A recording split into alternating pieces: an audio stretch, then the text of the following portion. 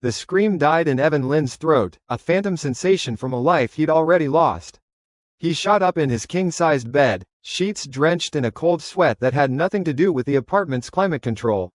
The phantom pain of ice crystals forming in his lungs, the betrayal in his former friend's eyes, the final, crushing darkness. It all evaporated like a bad dream. But it wasn't a dream. His eyes, once the easygoing windows of a successful 25-year-old investor, were now chillingly sharp. They scanned the familiar luxury of his penthouse. The floor-to-ceiling windows revealed the glittering, electric heartbeat of downtown Chicago, a sprawling, beautiful lie. The 85-inch television was muted, but the chyron crawling across the bottom of the screen was a punchline only he could understand. Market hits record highs as investor confidence soars. Confidence. Hilarious. He swung his legs out of bed and a tremor, a genuine, bone-deep shake, ran through him. Not from fear, from a terrifying, exhilarating certainty. He walked to the window, placing a hand on the cool glass. Below, thousands of cars flowed like blood cells through the arteries of the city. Lights blazed in a million homes and offices. A society so intricately wired, so dependent on the delicate web of electricity, internet, and last-mile delivery, it was practically a patient on life support, blissfully unaware that someone was about to pull the plug. 92 days, he whispered, his breath fogging a small circle on the glass. 92 days until all of this, he gestured to the vibrant metropolis, becomes the world's most expensive freezer.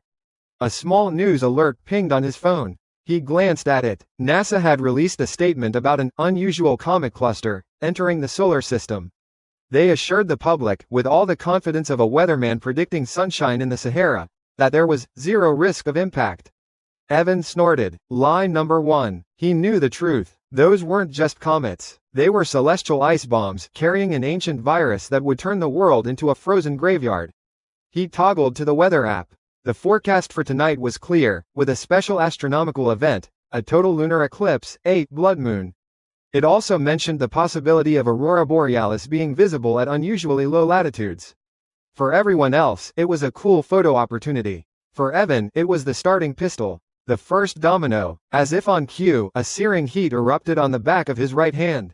He gritted his teeth, not in pain, but in anticipation. He looked down. Faintly visible under his skin, a complex tattoo of a compass interwoven with a star chart began to glow with a soft, internal light. The void compass seal, a family heirloom he'd always thought was just a cool, edgy birthmark. In his last life, it had remained dormant until the day he died. This time, it was waking up with him. He focused his thoughts, pushing his will, his very essence, into the glowing mark.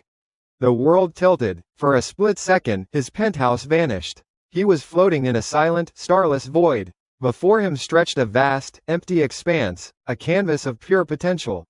He could feel it, an infinite storage space, ready to be shaped by his thoughts. He willed a section to be for food, and a conceptual boundary formed. Weapons, another section appeared. Medical, fuel. It was effortless, as intuitive as breathing.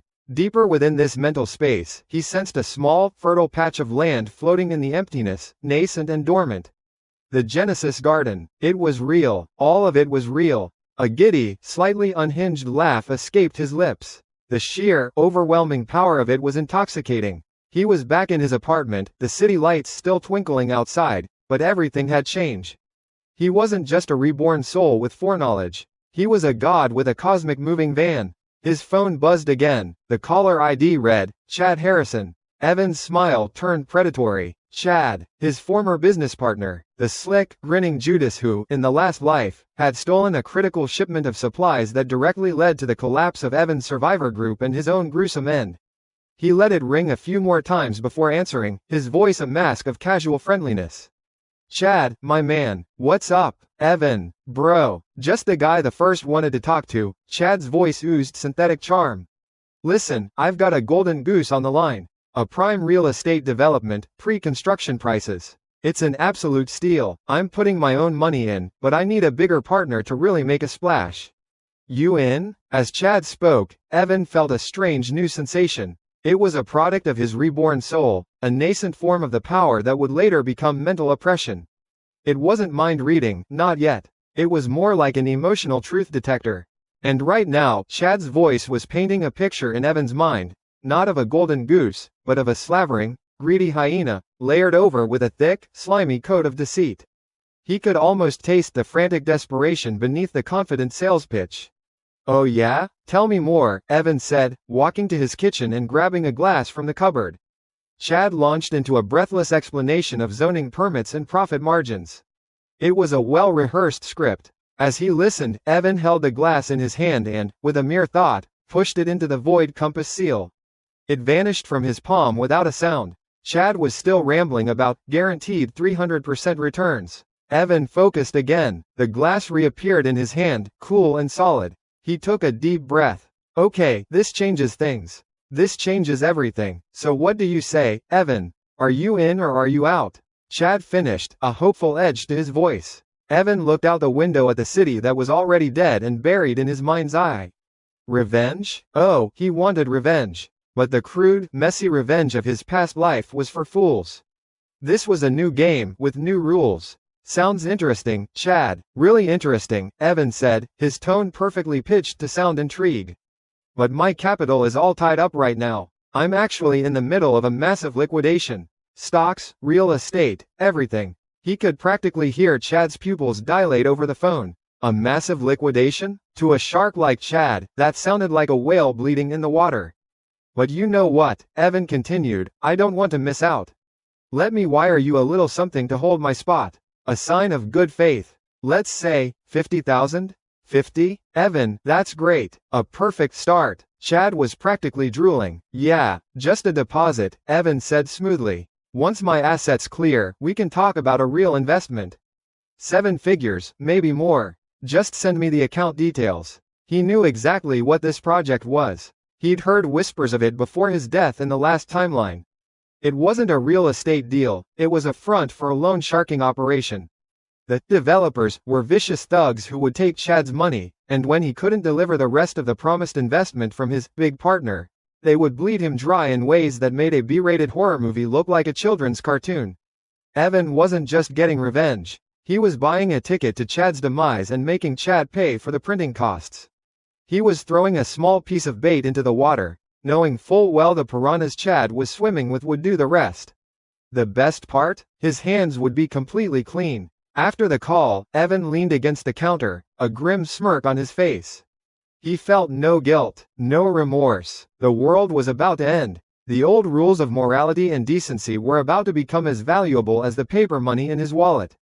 The only rule that mattered now was survival, and the first law of his new life was eliminate all threats before they even know they're a threat. He walked over to his laptop and opened a fresh spreadsheet. The screen glowed in the dim light of the apartment. He ignored the financial news, the emails, the entire digital hum of a world still pretending everything was fine. His fingers flew across the keyboard, creating tabs. Food, canned goods, MREs, freeze-dried. Water, purification, storage. Fuel, diesel, gasoline, propane. Medical, antibiotics, trauma kits, surgical tools. Weapons, crossbows, blades, tactical gear. Materials, steel, concrete, polycarbonate. Power, solar panels, batteries, inverters. Shelter, blueprints, fortifications. The list grew, sheet by sheet, a meticulous and terrifying shopping list for the end of the world. On a separate monitor, he pulled up satellite images, zooming in on the rolling hills outside the city limits. He found his target, a defunct, vine-covered winery estate, built on a high plateau with deep, expansive underground cellars. Secluded, defensible, high ground to avoid the coming floods. Perfect. A notification popped up, this time from his lawyer. Initial portfolio liquidation complete. Wire transfer initiated. He glanced at his online banking app. The numbers were staggering. A lifetime of successful investment, now converted into a single, mind-bogglingly large number in his checking account. A war chest. Somewhere across town, Chad Harrison was probably celebrating, thinking he'd just hooked the biggest fish of his life. He had no idea he was the fish, the bait, and the chump all rolled into one. And somewhere in another part of the city, Evan's greedy Uncle Bernard was likely getting alerts about his nephew's bizarre financial activities, his mind churning with schemes to get his hands on the family fortune he felt he was owed. Let them scheme. Let them plot. They were insects, buzzing about their petty concerns while a tidal wave was building on the horizon. Evan stared at the glowing spreadsheet, a digital blueprint for his survival. The blood moon would rise in a few hours. The clock was ticking. All right, he said to the empty room, a flicker of manic energy in his eyes. Let's go shopping. All right, let's get back to our boy, Evan. He wasn't in his penthouse anymore. The glittering Chicago skyline was a rearview mirror memory. For the past week, he'd been living out of a soulless, beige-on-beige suite at a business hotel plopped right in the middle of a sprawling industrial district. The air here smelled of diesel fumes and ambition, a perfect perfume for the work he had to do. 85 days left. The world was still sleepwalking, but it was starting to toss and turn. The news was a low, anxious hum in the background. Gold prices were twitching upwards. Some obscure blogger, a renegade seismologist from Caltech, posted a frantic analysis about the Azure Comet cluster's trajectory being warped by an unseen gravitational anomaly. The major news outlets buried it under headlines about a new celebrity diet. Classic. Across the globe, coastal towns in Indonesia and Brazil reported freak king tides, flooding marketplaces and confounding meteorologists. Everyone blamed climate change. They weren't entirely wrong, just off by a few million years on the cause. For Evan, these were just confirmations, little check marks on his doomsday calendar. His days had fallen into a brutally efficient rhythm. Wake up, meditate to sharpen the connection with the void seal, then dive into the logistics of saving his own damn life. The space within the seal was no longer just a formless void. With a bit of practice, he'd learned to mentally partition it. It was like having a hard drive with infinite terabytes. He created folders: canned goods, medical supplies, raw materials, fuel, armory, and his favorite, humanity's greatest hits. That last one was his pet project, a stroke of slightly maniacal genius. Buying books was for chumps. Books burn, they rot, they get wet. Digital data, stored on enterprise-grade, shock-proof solid-state drives, was forever. He'd anonymously hired a team of elite white-hat hackers from a dark web forum, paying them in untraceable crypto. Their mission, as he'd framed it, was a digital preservation project for a philanthropic billionaire. They bought it. For a week, they'd executed the biggest data heist in human history, copying the entire digital archives of the Library of Congress, the patent schematics from the U.S. Patent and Trademark Office, MIT's open core servers, and the declassified engineering archives of NASA. It was all there, blueprints for everything from penicillin synthesis to a fission reactor, agricultural mega-studies, every piece of classic literature, every scientific paper, hell, even the lost recipe for the original Twinkie. He had the sum total of human knowledge on a stack of hard drives that he then casually tossed into the void seal. They vanished into a library subfolder, safe from fire, flood, and EMP. He had just backed up the entire human race. No big deal. His nascent mental power, the one he was starting to call mental oppression, had also become an indispensable business tool. It was his personal bullshit detector. When a slick salesman from a medical supply company called, Evan could feel the slimy tendrils of a special surcharge reaching for his wallet. A quick pulse of cold, focused intent from his end, and the salesman would suddenly stammer, break out in a sweat, and offer him the bulk discount rate. It was better than haggling. Today was a big day. The first of his international orders had arrived at a warehouse complex he'd leased on the city's outskirts. This wasn't Amazon-level stuff. This was nation-building level. He stood in the cavernous, echoing warehouse. Before him sat a literal mountain of steel and plastic. 20 shipping containers of military-grade MREs. 10 containers of advanced medical equipment, ventilators, mobile surgical suites, broad-spectrum antibiotics. Enough to keep a small town alive through the plague.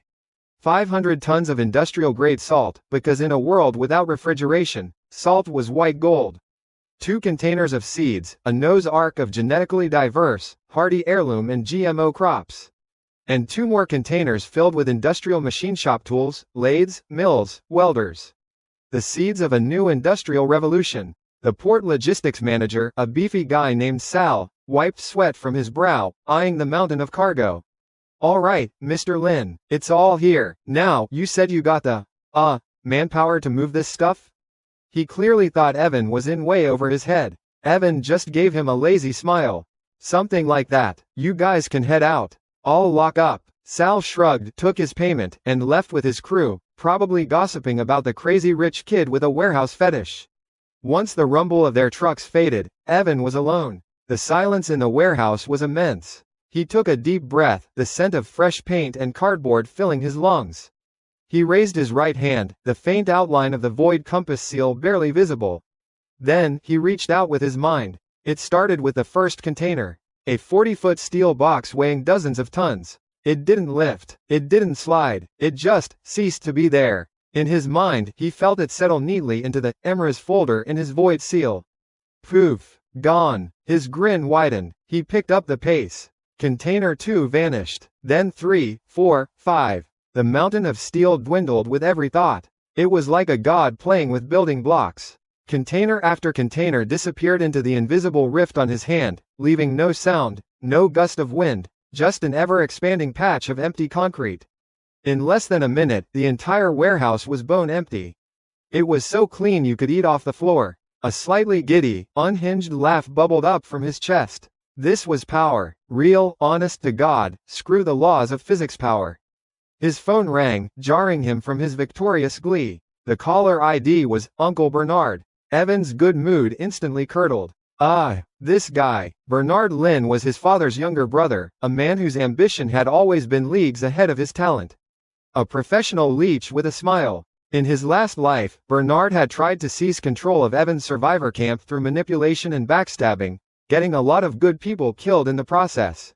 Evan let it ring a few more times before answering, his voice a smooth, neutral mask. Uncle, what a surprise. Evan, my boy, I've been trying to reach you for days. Bernard's voice was a thick, greasy slick of fake concern. Through his mental oppression, Evan could feel the truth underneath. A frantic, whining greed, like a rat sniffing for cheese. Your father, may he rest in peace, would be worried sick if he saw you liquidating the family legacy like this. I came to your penthouse, but they said you'd checked out. What's going on? Just diversifying my portfolio, Uncle, Evan said, already walking to his rental car.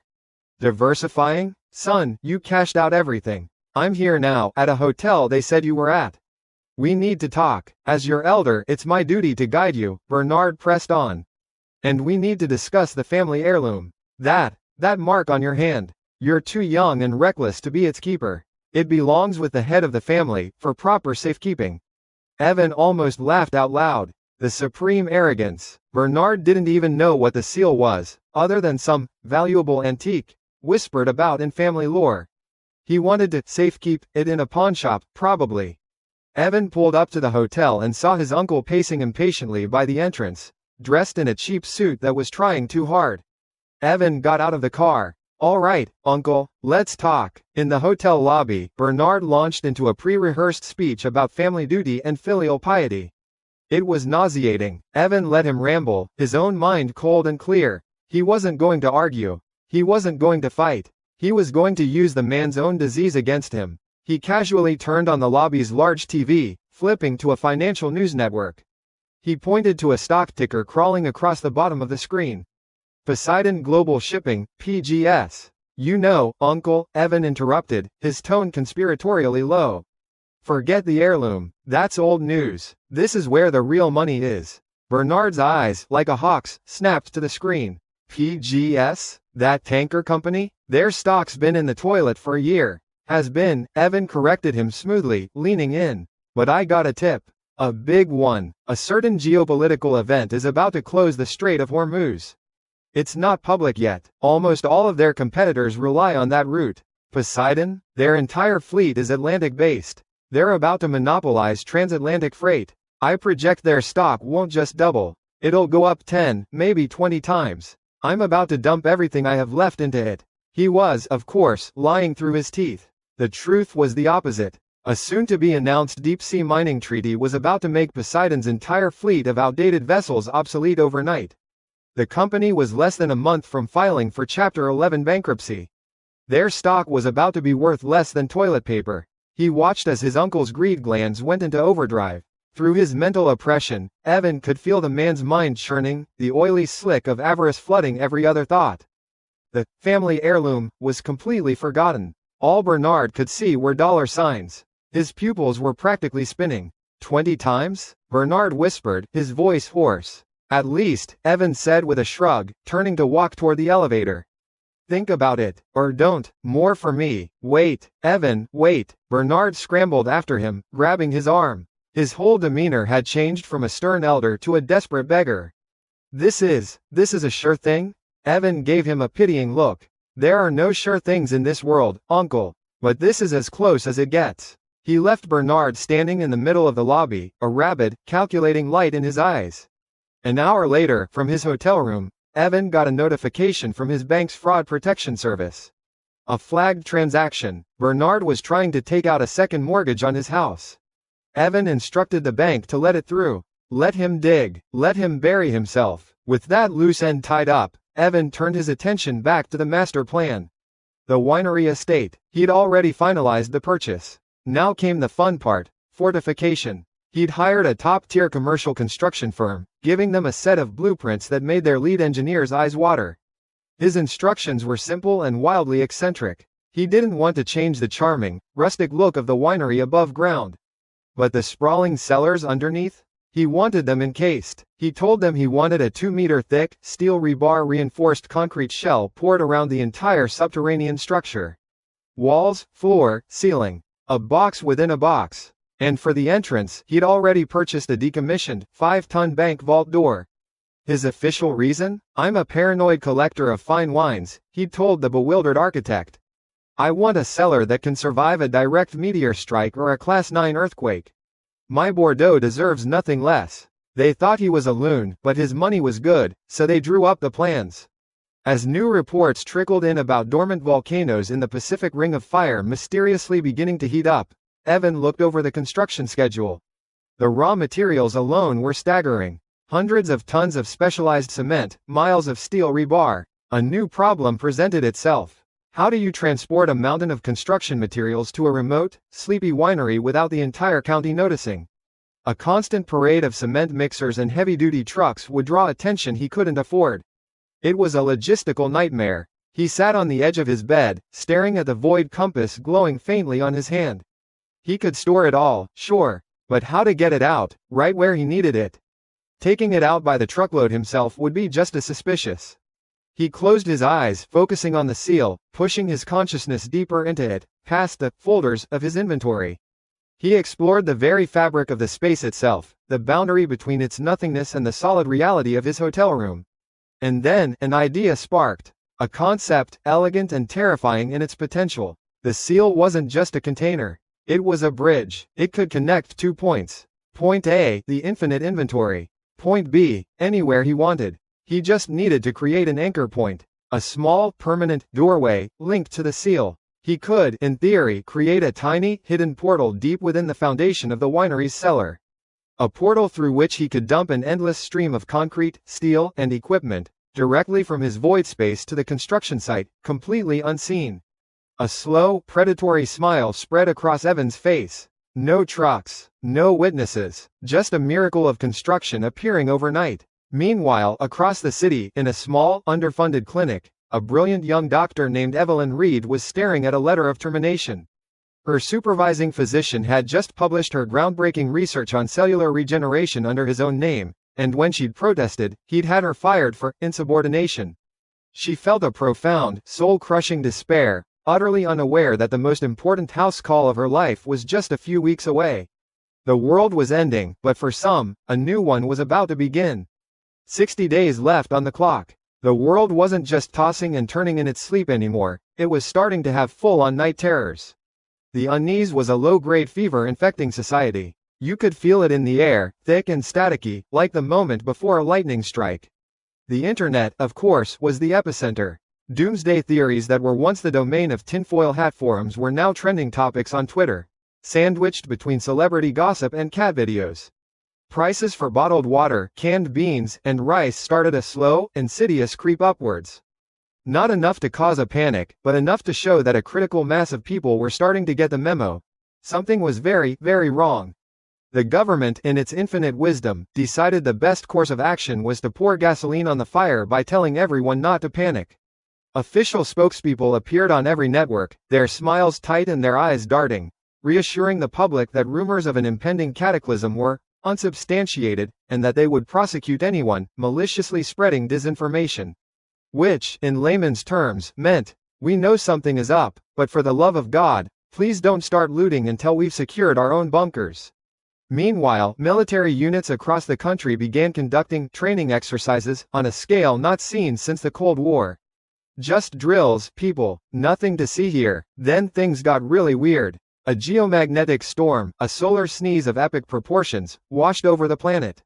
For 3 hours, the world went quiet. Power grids flickered and died in major cities. Satellites went haywire. Your phone had 0 bars, your internet was a ghost. For the first time in a generation, a huge chunk of humanity was disconnected.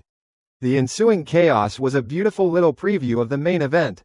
People couldn't pay for gas. They couldn't call their loved ones. They just stood around, staring at their useless glass rectangles with a dawning, primal horror. For Evan, it was just another confirmation. And a bonus. He was deep in the bowels of his newly acquired winery, in the cavernous, stone-walled cellar, when the lights went out.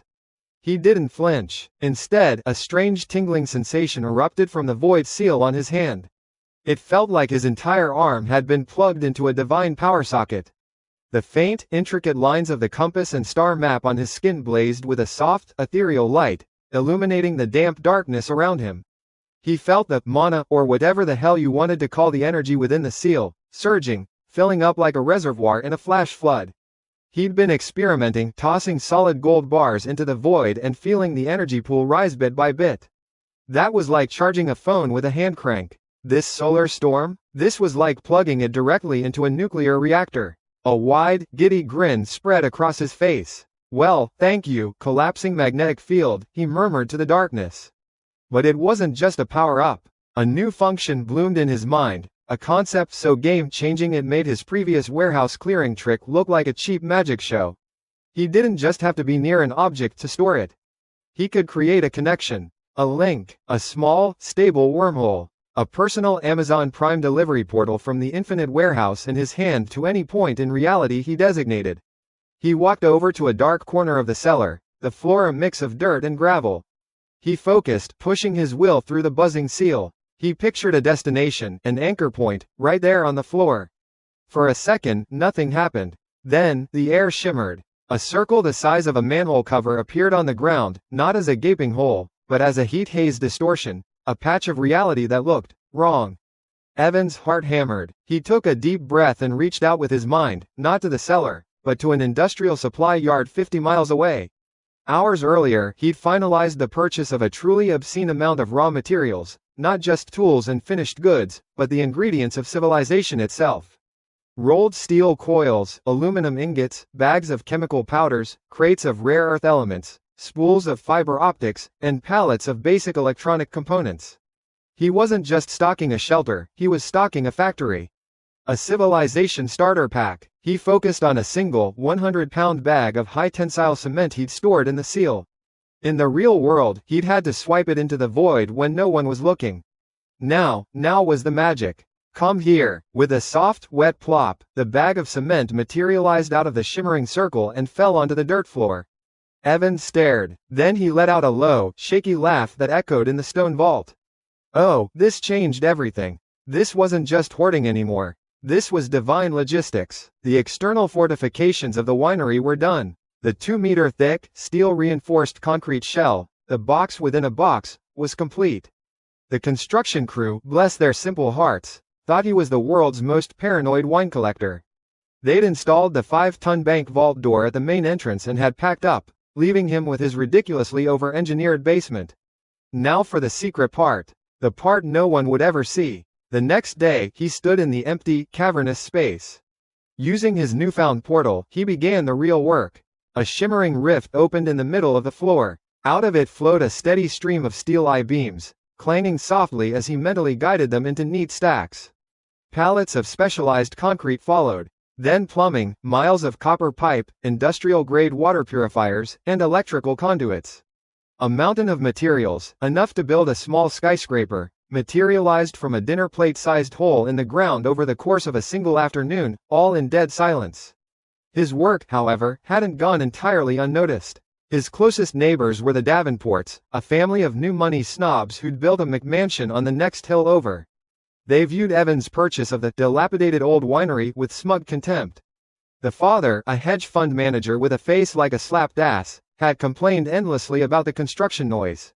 The mother looked at the property like it was a personal insult to her property values. But the worst was their son, Trent. Trent was a 20-something trust fund cliché, complete with a ridiculously loud sports car, an alpha bro haircut, and a brain that seemed to run on protein shakes and parental disappointment. A few times he'd made a point of roaring past the winery's front gate, revving his engine in a sad display of territorial peacocking. This evening, as Evan was remotely monitoring the perimeter cameras from his temporary command center inside the cellar, Trent decided to pay another visit. He pulled his cherry-red convertible up to the gate, bass thumping, and leaned on the horn, clearly hoping to harass some non-existent construction workers. Evan watched the screen, took a slow sip of a 20-year-old scotch he'd liberated from a closing liquor store, and smiled. Showtime. He'd bought a few toys for perimeter defense. One of them was an octocopter drone, not the dinky little camera drones people flew in parks, but a massive, agricultural-grade beast with a 10-foot wingspan, designed to spray entire fields. He'd done a few custom modifications. Inside the winery's barn, the drone whirred to life. Its 8 rotors spun up with a sound like a swarm of giant, angry hornets. It lifted off, shot out of the barn's open doors, and rocketed towards the front gate. Trent was busy scrolling through his phone when a shadow fell over him. He looked up, confused, into a blinding white light. Evan had switched on the drone's high-lumen LED spotlight, a beam so intense it was like staring into the sun. Trent threw a hand up, yelling in surprise. Then came the voice. Evan spoke into a microphone, his voice filtered through a synthesizer to sound cold, deep, and utterly devoid of humanity. It boomed from a loudspeaker mounted on the drone. Private property. You are trespassing. Trent scrambled back in his seat, his bravado instantly evaporating. This wasn't some security guard. This was a goddamn military-looking UFO hovering 20 feet above his head. Violation recorded. Leave now. Any further incursion will be met with non-lethal but extremely inconvenient force. We will consider your tires a hostile target. The threat, so specific and weird, was somehow more terrifying than a simple, or you will be shot. Trent fumbled with his keys, his hands shaking, and started the car. He didn't even bother turning around, just slammed it into reverse and peeled out backwards down the road, fishtailing like an idiot. Evan watched the feed, a cold, satisfied smile on his face. He took another sip of scotch. Problem solved. The Davenports would now gossip about the crazy recluse in the winery having military-grade security. Fear was a much better deterrent than a "no trespassing" sign. Inside the Citadel, he was starting to call it that. The real work continued. He'd secretly drilled a well, hundreds of meters deep, hitting a crystal-clear aquifer. Now, he installed a multi-stage purification system that could make sewer water drinkable. On the roof of the winery and the more secluded hillsides, camouflaged solar panels were installed, all feeding into a colossal bank of industrial batteries that now lined an entire wall of the lower cellar. The Citadel was officially off the grid, with enough clean water and power to last for decades. The world kept spinning its way towards oblivion. Deep in Antarctica, a European research station noted that the subglacial ice temperature was rising at an impossible rate, as if being cooked from below. The data was so terrifying it was immediately classified. In the financial world, Poseidon Global Shipping, the company his uncle Bernard had bet his entire life on, officially filed for Chapter 11 bankruptcy. Evan saw the news flash across a ticker and felt nothing but a distant clinical satisfaction. He later heard through the grapevine that Bernard, having mortgaged everything and borrowed from some very unsentimental people, had simply disappeared. One problem down. On a lighter note, he checked his cousin Tiffany's Instagram. It was a vomit-inducing stream of selfies and party prep for her epic 21st birthday bash. She was pouting next to a 5-tiered cake, oblivious that in 2 months, that cake would be worth more than a luxury car. Evan scrolled past it, his mind already on the next phase. The fortress was built, the supplies were stockpiled, the initial idiots were dealt with. But a king with no subjects is just a man in a big house. He couldn't do everything himself. It was time for recruitment. He sat down at his terminal, the glow of the screen reflecting in his deep, cold eyes. He pulled up a dossier he'd compiled. It was time to gather his chess pieces. The first acquisition needed to be a brain, a technological wizard who could manage the Citadel's burgeoning systems and eventually, run the manufacturing wing. His mouse hovered, then clicked. A file opened. Name, Chloe Sue. Alias, Miko. Age, 22. Profile: a genius-level systems engineer and black hat hacker. Recipient of a full scholarship to MIT at 16. Dropped out 2 years later due to what was diagnosed as crippling agoraphobia and social anxiety. Hasn't been seen in person since. Believed to be living somewhere in the city's old fiber optic network hub, a ghost in the machine. Evan leaned back, a predatory glint in his eye. A hermit genius, terrified of the world. Perfect. In the coming apocalypse, a cage could be the safest place on Earth. And he was about to offer her the most advanced, most secure cage ever built. He just had to find her first. 45 days. That's what the clock said now. 4-5. The number had a nasty, final ring to it, like a judge's gavel. The world's low-grade fever had broken into full-body shakes. People were trying their damnedest to ignore it, to keep calm and carry on, but you could see the cracks forming. Survivalism, once the quirky hobby of bearded dudes in the woods, went mainstream. Self-defense classes were booked solid. Weekend workshops on canning and pickling were suddenly more popular than yoga retreats. You couldn't find a decent flashlight or a pack of water purification tablets in any outdoor store. The shelves were wiped clean by soccer moms and accountants who suddenly had a nagging feeling that knowing how to build a debris hut might be more useful than their 401k. The internet, our wonderful global nervous system, was twitching like a patient on too much adrenaline. The noise was deafening, but underneath the shouting, little blips of pure weirdness started to appear, only to be scrubbed from existence moments later. A shaky, low-res video from a dockworker in Osaka, Japan, showed something squirming out of a storm drain. It looked like a fat, pale catfish, except it had these spindly, jointed legs, and it was hauling itself onto the concrete with a slow, piscine grace that was just all kinds of wrong. The video hit 1 million views in an hour, then vanished. Official statements called it a clever and irresponsible CGI hoax. Sure. Then came the rain, not everywhere, but in little patches over major industrial zones in Germany and China. Acid rain, they called it. Not the flesh-melting sci-fi kind, but acidic enough to leave ghostly, pockmarked patterns on car windshields and make the squirrels act funny. Scientists blamed it on pollution, of course, but the sheer random intensity of it felt off. It felt less like a consequence and more like a warning shot. I felt it too, but differently. My mind crushability, the little gift from my soul's round trip through the great beyond, had leveled up. It wasn't just a passive alarm for bad intentions anymore. Now, I could push it outwards. I called it my malice field. It was a thin, invisible bubble of pure, fuck off, energy. I tested it in town. I'd walk into a coffee shop, and the guy who was about to complain about his latte order would suddenly lose his train of thought. The woman about to cut in line would inexplicably decide she needed to check her purse for something, letting me pass. They didn't know why, they just felt a sudden, primal unease, a subconscious whisper that picking a fight with the unassuming guy in the gray jacket was a monumentally bad idea. It was hilarious. My focus, however, was on a much more satisfying project. Family business. Specifically, my dear cousin, Tiffany. In my last life, she was the poster child for treacherous, two-faced bitches. She'd shown up at my group's lil hideout, crying her pretty little eyes out, a damsel in distress. We let her in, and like a Trojan horse full of poison and glitter, she'd waited for the perfect moment to sell us out to a rival group for a few cans of food and a place on the winning team. I died because of her. Her face, twisted in a smug little smirk as they dragged me out, was one of the last things I saw. This time around, things would be a little different. Her Instagram was a monument to narcissism. It was countdown time for her epic 21st birthday gala, a title she came up with all by herself. The centerpiece of her non-stop posting was her new boyfriend, a slick-haired junior executive named Chad, and the gift he'd bestowed upon her. A diamond necklace that looked like it could choke a small horse. Every post was a new angle of the necklace. Her pouting with the necklace. Her laughing with the necklace. Her pretending to read a book, the necklace conveniently catching the light. She wasn't just showing off, she was declaring her victory to the world, a world that she believed was created solely for her amusement.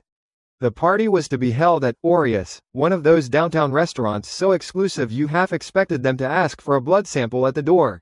I received an invitation, of course. A thick, cream-colored card with gold leaf lettering that probably cost more than most people's weekly grocery bill. I tossed it straight into my workshop's furnace. I wasn't going to attend. That would be messy, primitive. My style was more surgical. See, a guy like Chad, reeking of new money and desperation, doesn't just have 50 grand lying around for a necklace. My specialty before all this was logistics and supply chains, which is really just the art of knowing where things come from. It took me less than 2 hours and a few $100 paid to a data broker in Eastern Europe to get a complete workup on Chad the Wonder Boy. He was a mid-level manager at a major tech import-export corporation. And, as it turned out, he was an idiot. A glorious, magnificent idiot. He'd been fudging inventory reports and expense accounts for months, a classic case of a mouse stealing cheese from a dragon's hoard. And the necklace? He hadn't even paid for it with his stolen cash. He'd simply marked it down in the company's luxury, corporate gift, inventory as damaged in transit, and walked out the door with it. The kind of brain-dead move that gets you 5 to 10 in a federal prison. The night of the party, I sat comfortably in my command center deep within the Citadel. On one of my monitors was a live feed, piped in from the restaurant's security system. A little side project for Chloe, my soon-to-be head of tech. I'd given her a taste of what Citadel Tech could offer, a freelance gig to test her skills. She'd cracked their system in under 7 minutes. Kid was a goddamn wizard. So there I was, kicking back in a ridiculously comfortable leather chair, sipping a genuinely good scotch, watching the show. The restaurant was a sea of vapid faces, fake smiles, and expensive clothes.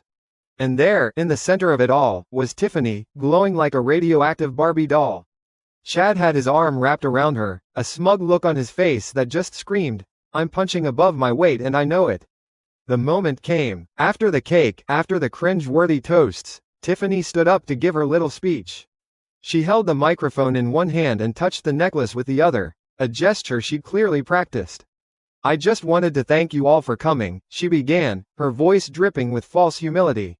"And I especially want to thank my amazing boyfriend, Chad, for being the most generous, wonderful man in the world. He knows that a queen deserves her crown." She practically purred the last line, tilting her head so the monstrous necklace caught the light. The crowd of sycophants applauded dutifully. That was my cue. An hour earlier, I'd sent a simple, anonymous email to the internal affairs tip line of Chad's corporation.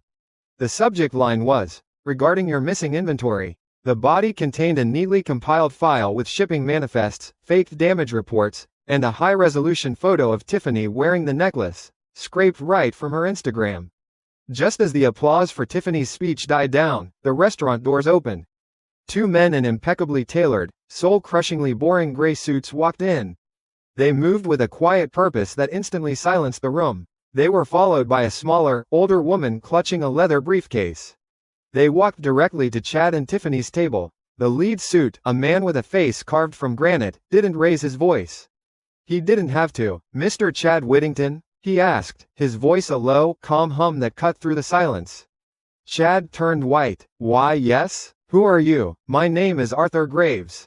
I'm the head of internal audit for Hexacorp. We need you to come with us to answer a few questions regarding some financial discrepancies." The entire room went dead quiet. You could have heard a pin drop on the plush carpet. Tiffany stared, her perfectly made-up face a mask of confusion. "Chad? What are they talking about?" Graves ignored her completely. His eyes flickered down to the necklace. "That is a lovely piece. In fact, our records show it's item number 7A443 from our corporate gift ledger. Property of Hexacorp. We'll need to repossess it." He nodded to the woman with the briefcase. She stepped forward, opened it, and produced a jeweler's loupe and a small scanner.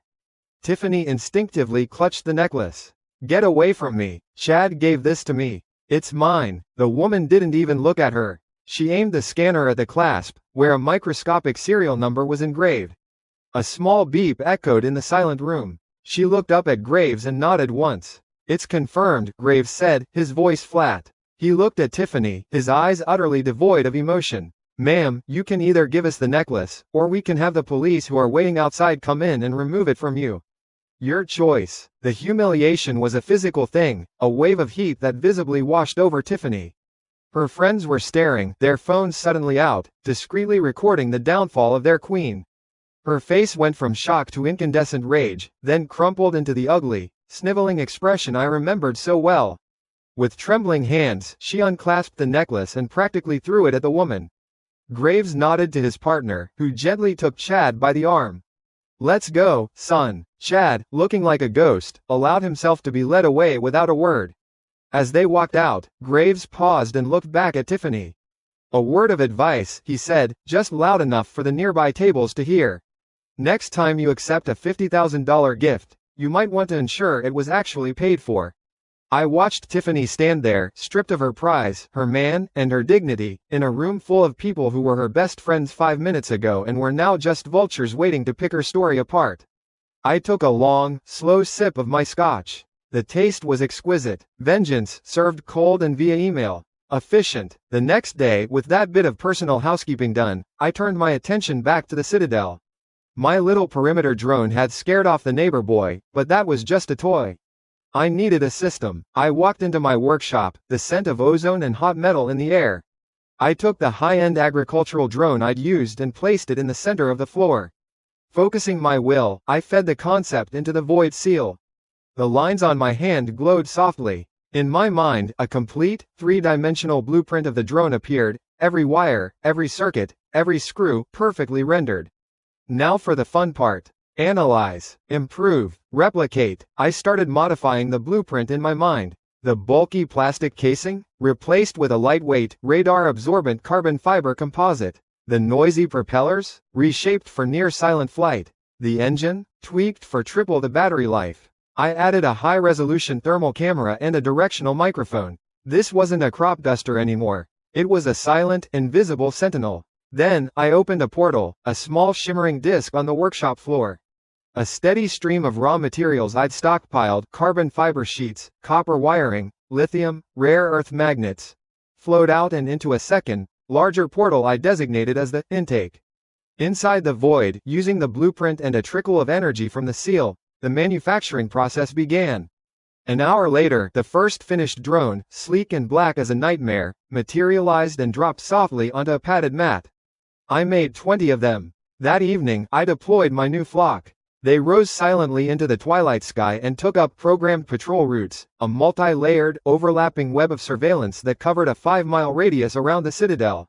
On my main screen, a dynamic map came to life, feeding me thermal and audio data 24/7. My fortress now had eyes and ears that could spot a rabbit twitching in a bush a mile away.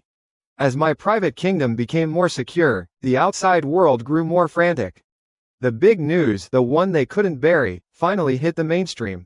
The Blue Comet, previously a bit of trivia for astronomy buffs, had, for reasons no one could explain, dramatically increased its speed.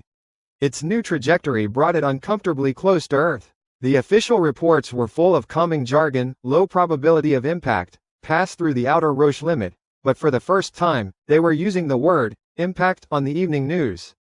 The panic buying kicked into a new gear. Far away from all that, in a cramped, messy apartment overflowing with scavenged server parts and tangled cables, Chloe Sue, the hermit hacker known as Miko, stared at her screen. She was lonely, brilliant, and terrified of the world beyond her door. A few days ago, a job offer had appeared in her inbox. It was from a ghost entity called Citadel Tech. The offer was bizarre.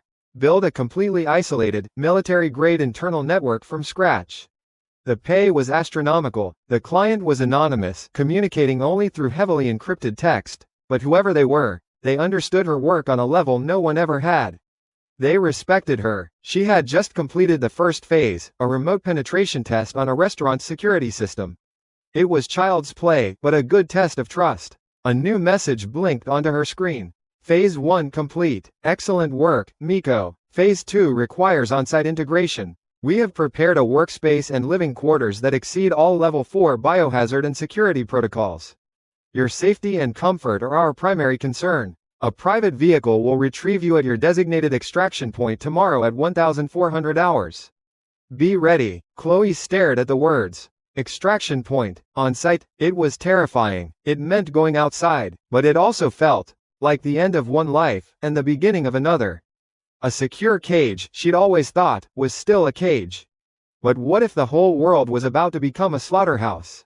Maybe a cage was the smartest place to be. With a trembling finger, she typed her reply. I'll be there. All right, let's talk about T-30 days. The clock is ticking down, and the world is starting to get that crawly, pins and needles feeling you get when your foot falls asleep. You know, that moment of frantic wiggling before the real pain kicks in? That's where we were. The low-grade panic wasn't so low-grade anymore. It had graduated to a bachelor's degree in freaking the hell out. You'd go to Costco for a rotisserie chicken and the entire toilet paper aisle would look like it had been stripped clean by a swarm of invisible, high-fiber locusts. Gas prices were climbing so fast the numbers on the signs probably had vertigo. And you started seeing it, the little cracks in the porcelain mask of civilization. A screaming match over the last case of bottled water. Two dudes throwing punches in a parking lot over a bag of rice. It wasn't the apocalypse yet, but the trailers for it were getting really intense. And the tech was starting to get squirrely.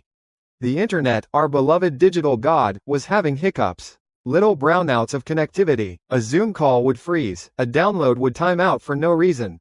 The official story was solar flares and unprecedented network traffic. I knew better. It was the planet's magnetic field getting ready to have a seizure.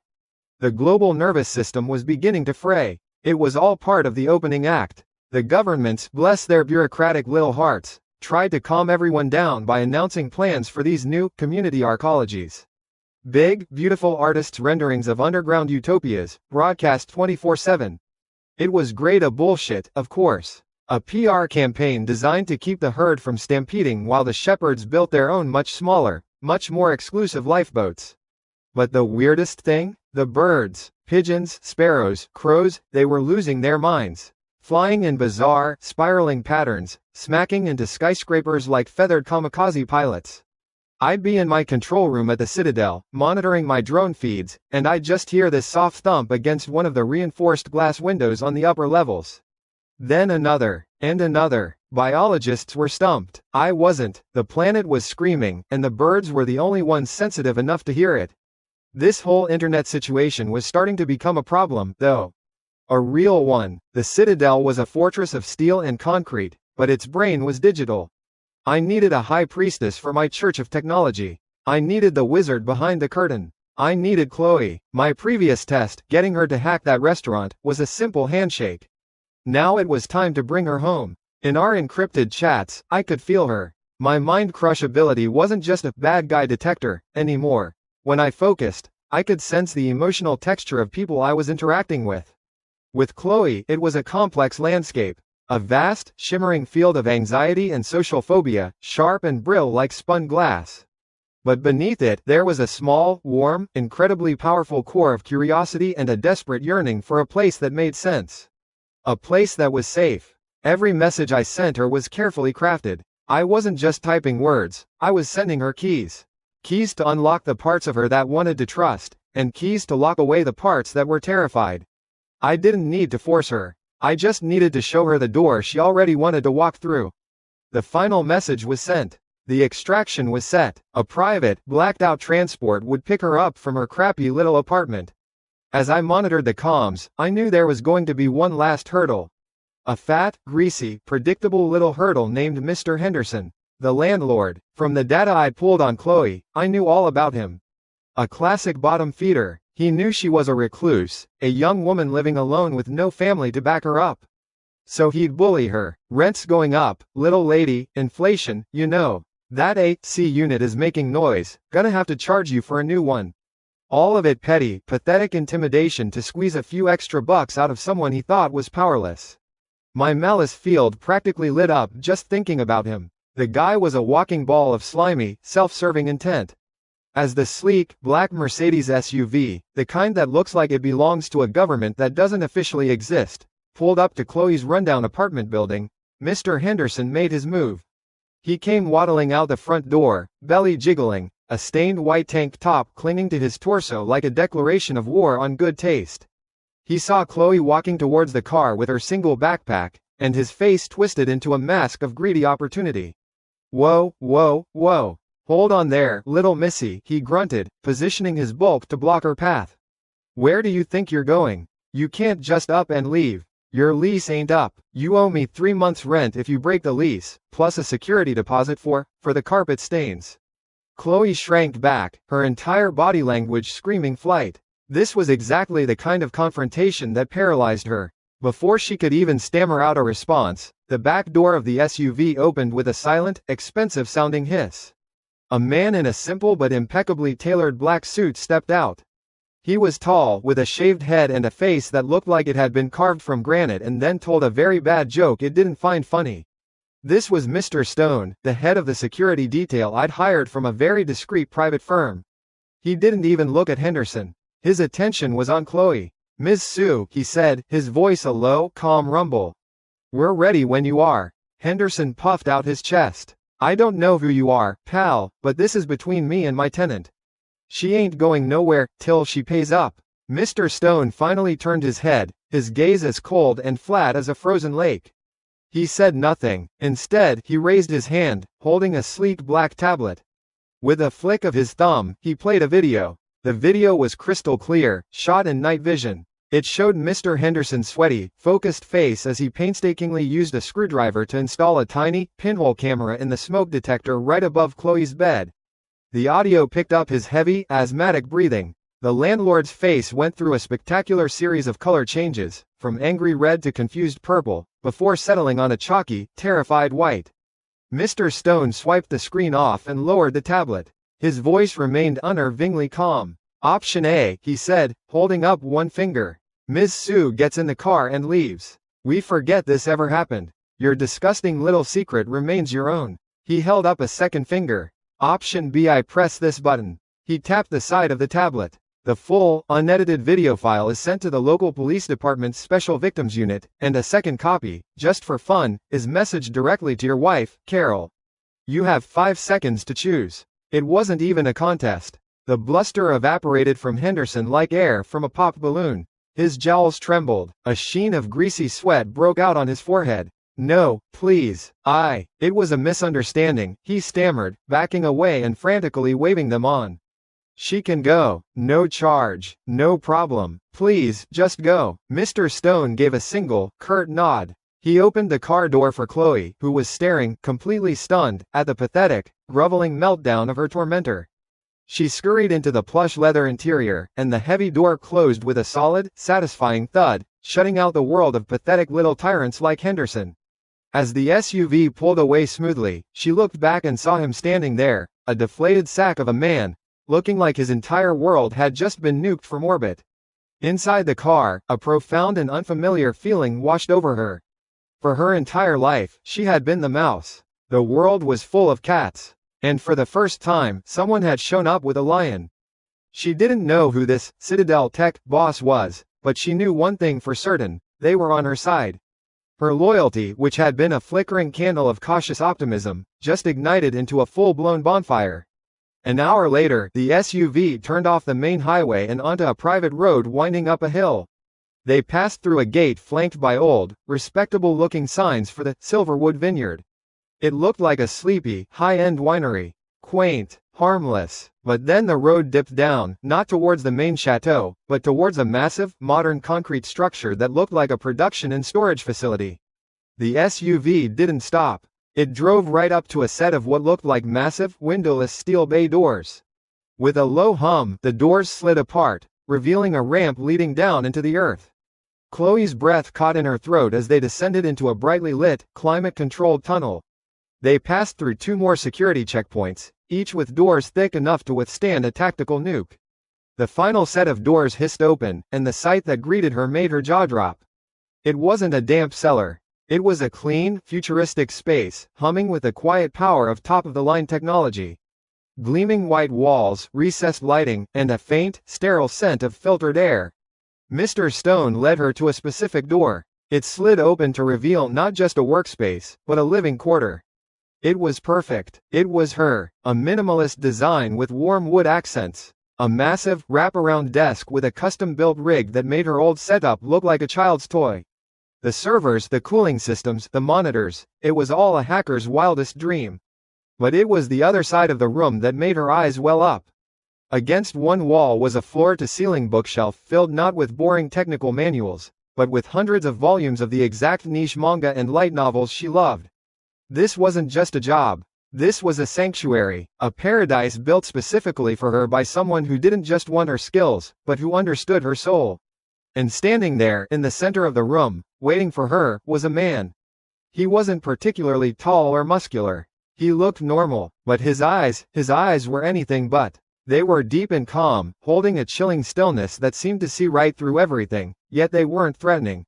Not to her. They held the same absolute, unshakable control as Mr. Stone's voice, as the silent, powerful SUV, as this entire impossible fortress buried beneath a hill. He gave a small, almost imperceptible smile. "Welcome to the Citadel, Chloe," he said, his voice exactly as she had imagined it, calm, confident, and in complete command. "I'm Leo Vance. Welcome to the Citadel, Chloe," I said, my voice bouncing a little too loudly in the sterile perfection of her new home. "I'm Leo Vance." She stared at me, this tiny girl with eyes the size of dinner plates, clutching a backpack that probably weighed more than she did. My mind crush, my little built-in bullshit detector, was picking up a hurricane of emotions from her. Overwhelming anxiety, sure, that was her baseline. But underneath it was a tidal wave of awe, relief, and a fierce, burgeoning loyalty that felt like hot metal being poured into a mold. It was nice, in a clinical, acid-acquired, sort of way, of course. I let a small, controlled smile touch my lips. "There's a fully stocked fridge. The network credentials are on the desk. Your personal terminal has root access to everything except core defense protocols and my private files. Make yourself at home. Your first task is to integrate your B-tree indexing algorithm into our threat detection matrix. You have 72 hours. Her jaw, which had been hanging open, snapped shut. She nodded, a quick, jerky motion. "Yes, sir. Mr. Vance, sir." "Leo is fine," I said, turning to leave. "And Chloe? That bookshelf is voice-activated. Just say the series you want, it'll find it for you." I didn't need my mind crushed to feel the spike of pure, unadulterated joy that shot through her. It was a good start. People motivated by fear are useful. People motivated by gratitude and a custom-built nerd paradise? They're unstoppable. The 10 days that followed were a blur of frantic, beautiful, controlled chaos. Out there, the world was having a full-blown panic attack. And here, in the heart of my citadel, we were building the future. The news was a goddamn comedy show if you weren't living in it. A state of emergency in California, a partial martial law in New York, all under the guise of anti-riot drills. The real kicker was the leaked flight manifests. Billionaires, senators, tech moguls, all taking sudden, extended vacations to private bunkers in New Zealand or weird alpine fortresses in Switzerland. The sheep were finally realizing the shepherds had already bailed, leaving them to the wolves.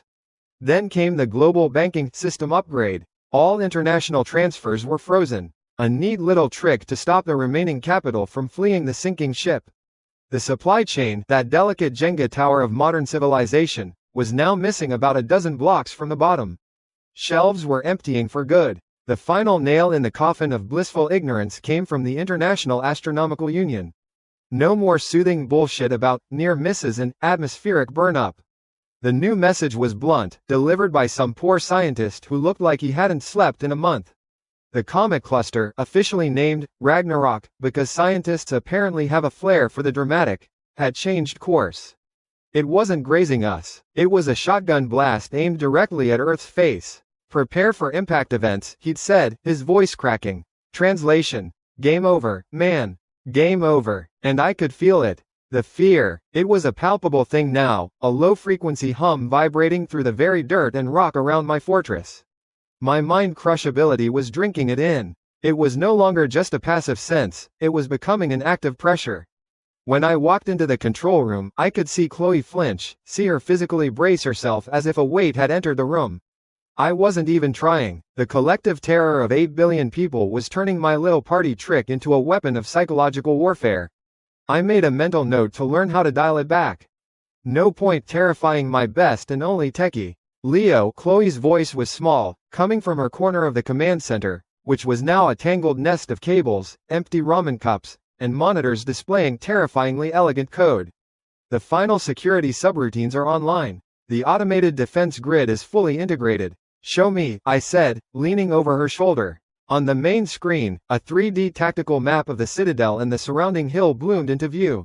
It was beautiful. Concentric rings of sensors, seismic, thermal, acoustic, covered every inch of my property. Hidden, retractable electric fences crisscrossed the vineyard. And the crown jewels, a dozen automated turrets, sleek black boxes I'd placed strategically in kill zones. They're just deterrents for now, she mumbled, pointing a shaky finger. Hollow shells with a high decibel auditory warning system and a Class 3 laser painter. No ammo. They don't need ammo yet, I said, a grin spreading across my face. They just need to look the part. The dumbest animals in the jungle are always the ones with the brightest colors. Speaking of which, it was time to upgrade my own colors. I retreated to the heart of the citadel, a chamber I called the Forge. It was a huge, empty concrete room, except for the intricate compass and star chart pattern of the void compass glowing faintly on the floor where I'd projected it. This was where the real magic happened. I tossed a standard-issue police riot suit and a high-end hunting crossbow onto the center of the sigil. Analyze, I commanded in my mind. The void compass tattoo on my hand flared with a soft, silver light. A low hum filled the room as invisible energy enveloped the items. On a tablet linked to the compass, lines of data scrolled past at impossible speeds: material composition, stress tolerances, structural weak points, kinetic energy transfer. A billion points of data being strip-mined from reality itself. A few minutes later, it was done. The system had them. Okay, let's cook, I muttered to myself. I pulled up the schematics on the tablet, my fingers flying across the screen. I wasn't just copying them. I was improving them. I replaced the riot suit's polycarbonate plates with a layered composite of carbon fiber and titanium alloy, based on a theoretical design I'd acquired from a DARPA server. I redesigned the crossbow's loading mechanism to be a semi-automatic, magazine-fed system, and integrated a thermal scope directly into the frame. Then, I opened the resource tab. Huge stacks of steel ingots, carbon fiber sheets, and other raw materials I'd spent months hoarding vanished from the storage dimension. In their place, a bar representing the compass's spirit energy, fueled by the gold bars and diamonds I'd fed it, began to deplete. The light in the forge intensified. The air crackled. It wasn't a noisy, clanging process. It was silent, terrifying, and absolute. Matter was being unmade and remade at my command. In a flash of silver light, two new objects lay on the floor. The first was a suit of matte black tactical gear. It was sleek, form-fitting, and impossibly light. I called it the Aegis Light. It could probably stop a pistol round, but more importantly, it was sealed against the elements. The second was the crossbow. It was a brutal, beautiful piece of engineering, more sci-fi death machine than hunting tool. I named it the Stinger. I fed a magazine of 20 carbon fiber bolts into the slot with a satisfying click. Just as I was admiring my handiwork, Chloe's voice came over my earpiece. Leo, we have a visitor." My smile turned predatory. "Already? Let's tune in." Back in the command center, one of the perimeter camera feeds was on the main screen. The image showed a man, stout and grimy, trying to snip through the chain-link fence at the very edge of the property line. I recognized him instantly. Gary, one of the construction workers I'd hired for the initial, above-ground fortification work. A guy who smelled of cheap beer and resentment. He'd spent the whole job complaining about how the rich get richer.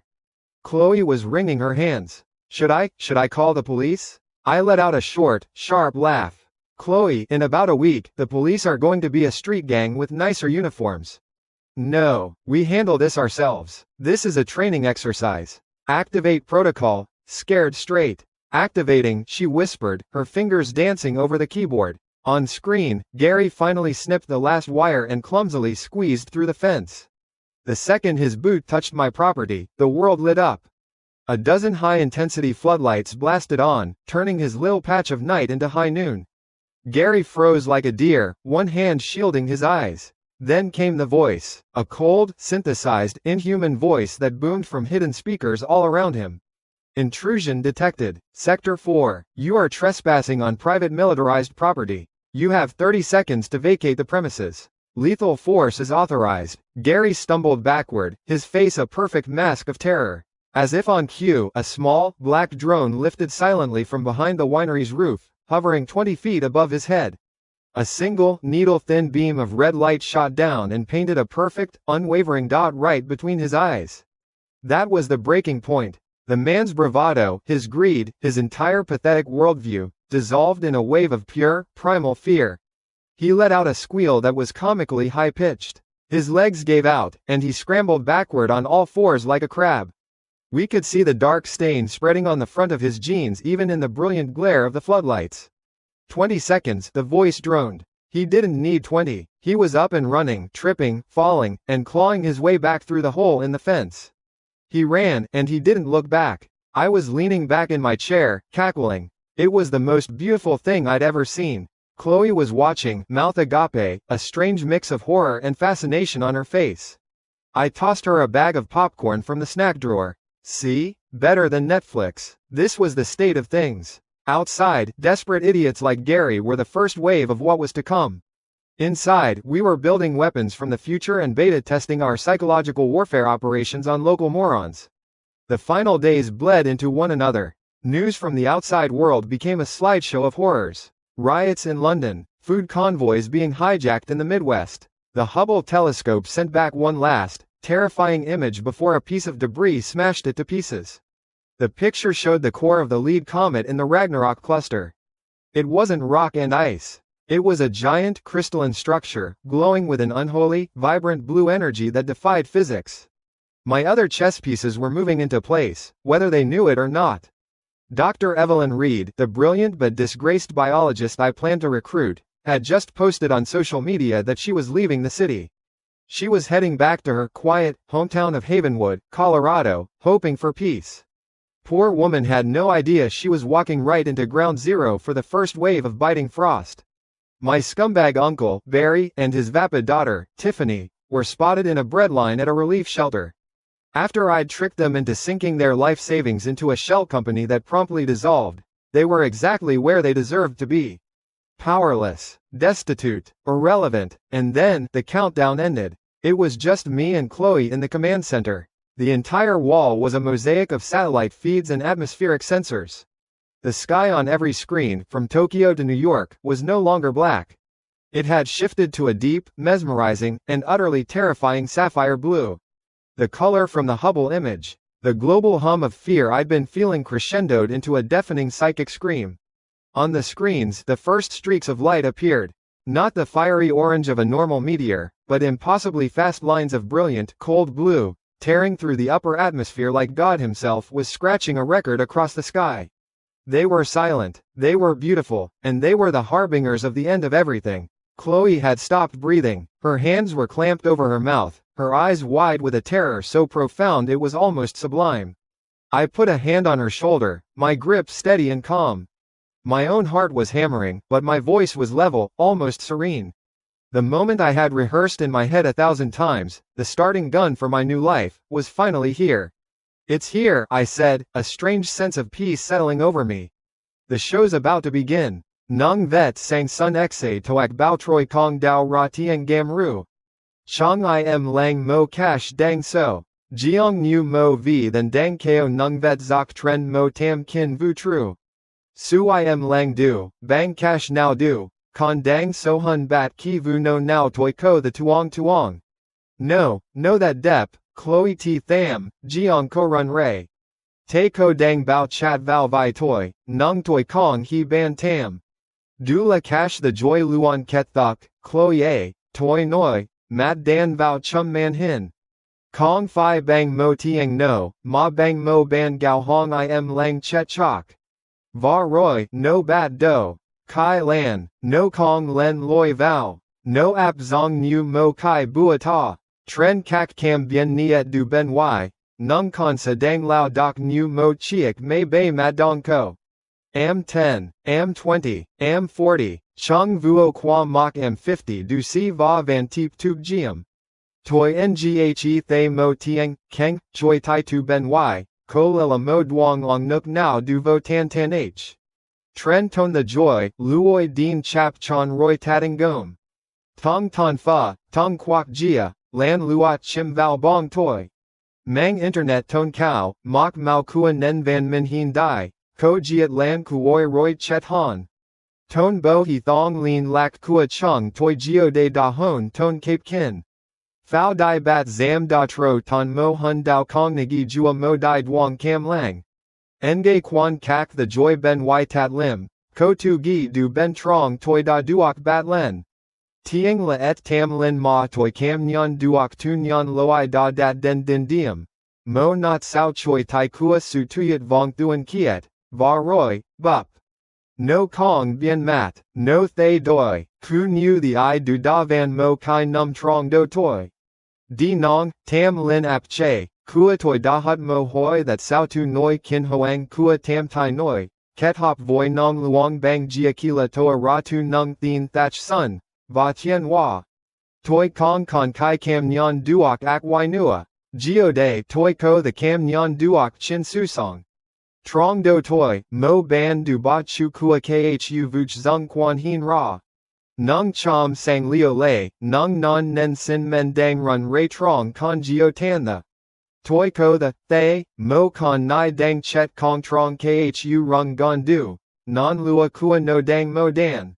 Toi ko the, thay, mo vi noi song sa don dok dang ko ro trong nung ngoi na lan dan, nung dom sang tuyet vong kua ho dang lui tan.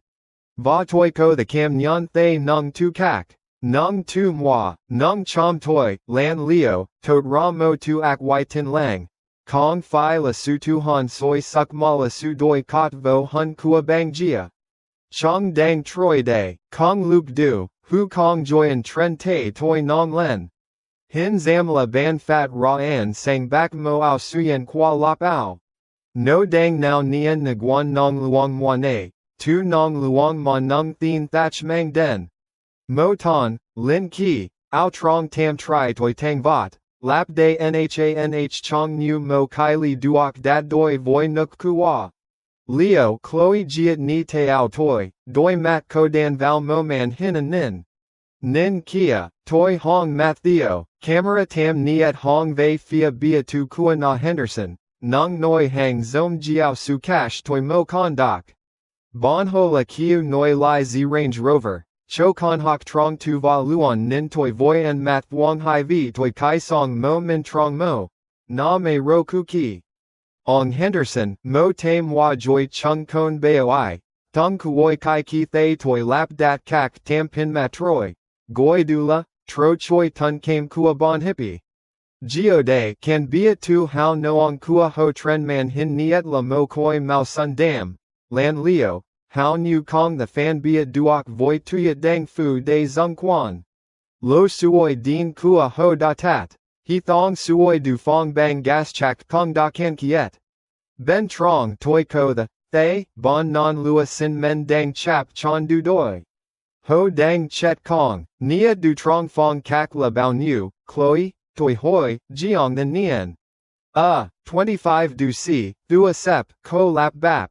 He thong dang hot dong hon hao, tuyet voi toi noi va ki noi di, toi hoi doi, ko ko muon and lao kong, toi ko ti bo wagyu a 5 va mo at nam tui tu the nong vien. Chloe nin toi nu the toi vua mok the mo kai do. Lao, bei gio yu, kong ko thoi diem nao tot hun, toi en he mat, moi lam phut sao, thin duong va dia nuk duok tai hin mo cash hon hao. O trung tam fong kakam kong kua phao dai, mo noi lao tu suyen soi sung suk. Toa ra mui tom ke nong kua wa tiu va ot. Nong lat tit bo wagyu mong nu ze voi van mo cam thatch hon hao. Rao kai bo zoe sun muet. Nam kim chom tui roy. Tat ka du duok lay truck tip tu kong jian lu tru kua toi. Toi gap mo meng tit bo, nung val noi nuk lao dang soi trong tam ze. Roy chom val bat nuk jum pha theo kong thuk riang kua min va thuong thuk. Vieng go kua tit, vk kua nuk dung, su am ap lan toa kop ko the. De chin la kwak song, chloe, sao mo thoang go and gong, kong bat doen. Con sok ban do kua ko dan tan bien, thay vao du la mo su sung by gon nu tun gao. Ko gai thin tai ne kuoi kong kong nyan ra rang su chuan by kua toi kong kai joy han obi tong va vi mok. Toi da don truok duok ka su sup du kua thuk tai. Tren man hin tv lon trio tuong, thay vi Netflix, toi dang tren chu mo don film truck tip tu camera and nin du ne sao. Hin an that ro ne, kua truok bia tu na Henderson bat mo. Bon bong noi lao dao buok ra, mak tren noi nung bo quan ao hang hu mong man, hon ton vo dung truok kai lan chet noi. Dan do laong Henderson, theo sao la vo va hai dua con tui tin kua ong ta. Ho dang nin ve fia non doi kua toi, noi dui nyat trong tam mat van con en denim ap va mo vung dat kong bai tuyat bao fu quan chan tuong no he thong suoi gom toi da lap dat. Lam on, ku voi, tiang et kua Henderson u ot, bai con gio gao te a digon het, nung micro sio en he kua chong toi van bat duok. Chong toi se tra bat ku gia now. Ho bat do bo la trong tuyet, ko the da run len ban bat. Toi gap them mo meng nam, thong de thuong thuk. Chloe, bat ban, bon moi, kua vivaldi len duok kong? Fan, moi dong, I. Tang am luong len mo chut. Chloe run ray gat do, te ko lua tren mei tin bang. Nung not niok du duong, hong trang kua vivaldi vang len, lap de can fong, gon nu at di tiang gio hu ben y. Su tuong fan ne, su doi lap tan yon ne, chin la tu toi da mo ve. Ho, nung kb tren, dang chet dan trong kai lan ma ho che gu. Con toi, k lap d, dang and lao va nghe niok ko din. De kong fi la su tra tu, de la su min chung, la quang go cho nung dem kong nu, cho moi shu toi da ve, cho moi loi che nao toi da fi chu dung. Tren man hin, Jia din Henderson kong con gao te nua. Ho chi con nung tiang ren ri u ot. Mo noi, roi hai noi, guk na zong lop tuya de. Chong mei chok, ka bon noi ho du nam bat dong. Tuyat bat do fu len noi ho, nhanh chong bien nung bo quan ao dat tien ton nung tam vi lim trang zoa. Toi tho di mo hoi man nguyen, dat dua zong. No roi, ko and teep di, Chloe. Ko gai no kong noi gi, kai kui doen, nung toi ko the cam nyan duok qua, tam lin ap che, su so hai kua ko doi voi the joy ben y da choyan ton mo su kin ne va tin tuong tuyat doi vao toi. Ko I da en tone, du la tat ka nung gi quan trong, the toi cho ko zem vi tu, toi noi, dung day. Toi dan Chloe di tham quan thin duong no kua chung toi.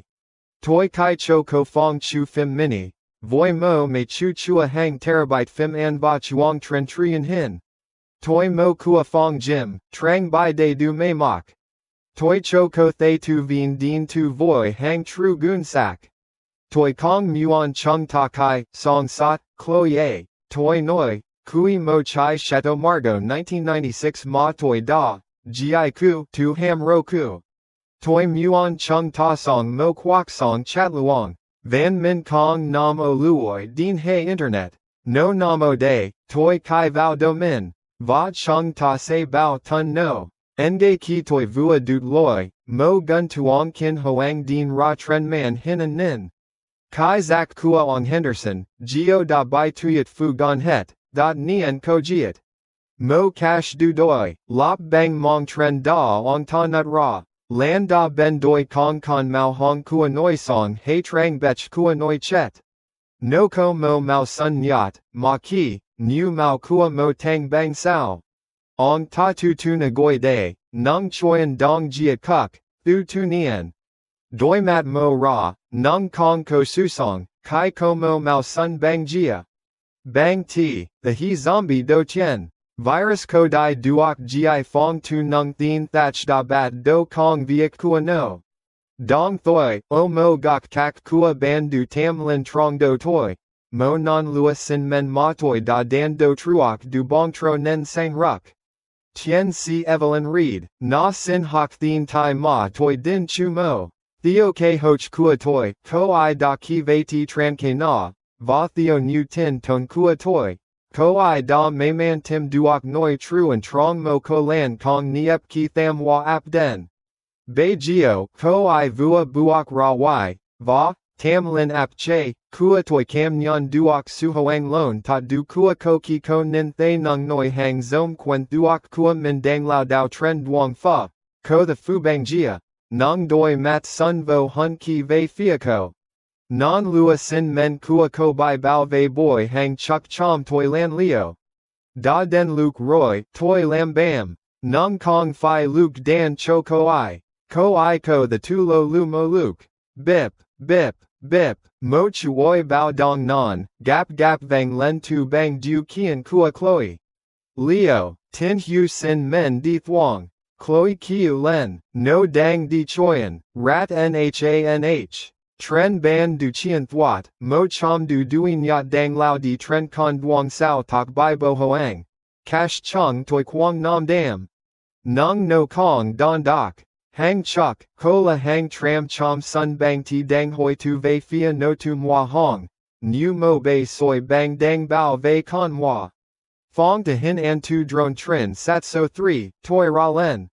Man hin chin choyan sang hin an tu tren sao. Mo chiek z ban tai Ford F150 duok jia ko tho sa dang truat bon tren con duong dong bang. Ben trong thong z, mo ko gai tre voi mai tok doi nua dang juong mo ke kong. Lin tuk ban ron nung mui ten vao dam bang ti dang lao dao doi theo. Ben gun ko, mo kao bei dang ko gang nap ten cho ko. Matoi nheo lai. Ki nong ban kong du, dang noi du. Toi nyan ra ko I tu nung tam an toi da tu thap. Athena, thea, hawk. Ku van dong vien ban kung kwak jia. Va em tri ko I. Ho dang bai ap dao. Mo con bang ti da bam duok vao doi zi. Toi mim kuoi, mo nu kuoi lan lung va de tin ton. Tat ka du din ra dung nu du don. Toi ki sang Chloe, noi dang nin tho nin man hin. Chloe, kich hot na chua zi so tu. Chuan bai chiek, warhound, cho toi. Toi vo le bo jop aegis light va ke no, stinger, ma toi vua che dao. Cam jock kim loi lan leo va suk man tiam and trong te that tuyat voi. Da den luke di don chien bin do tien kua chung ta roi.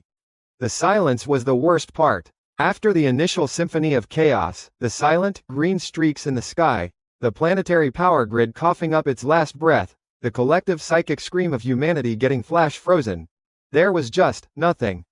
The screaming wind of the initial blizzard had died down. Now, on day 3 of the new world, the only sound was the low, almost imperceptible hum of the Citadel's life support systems.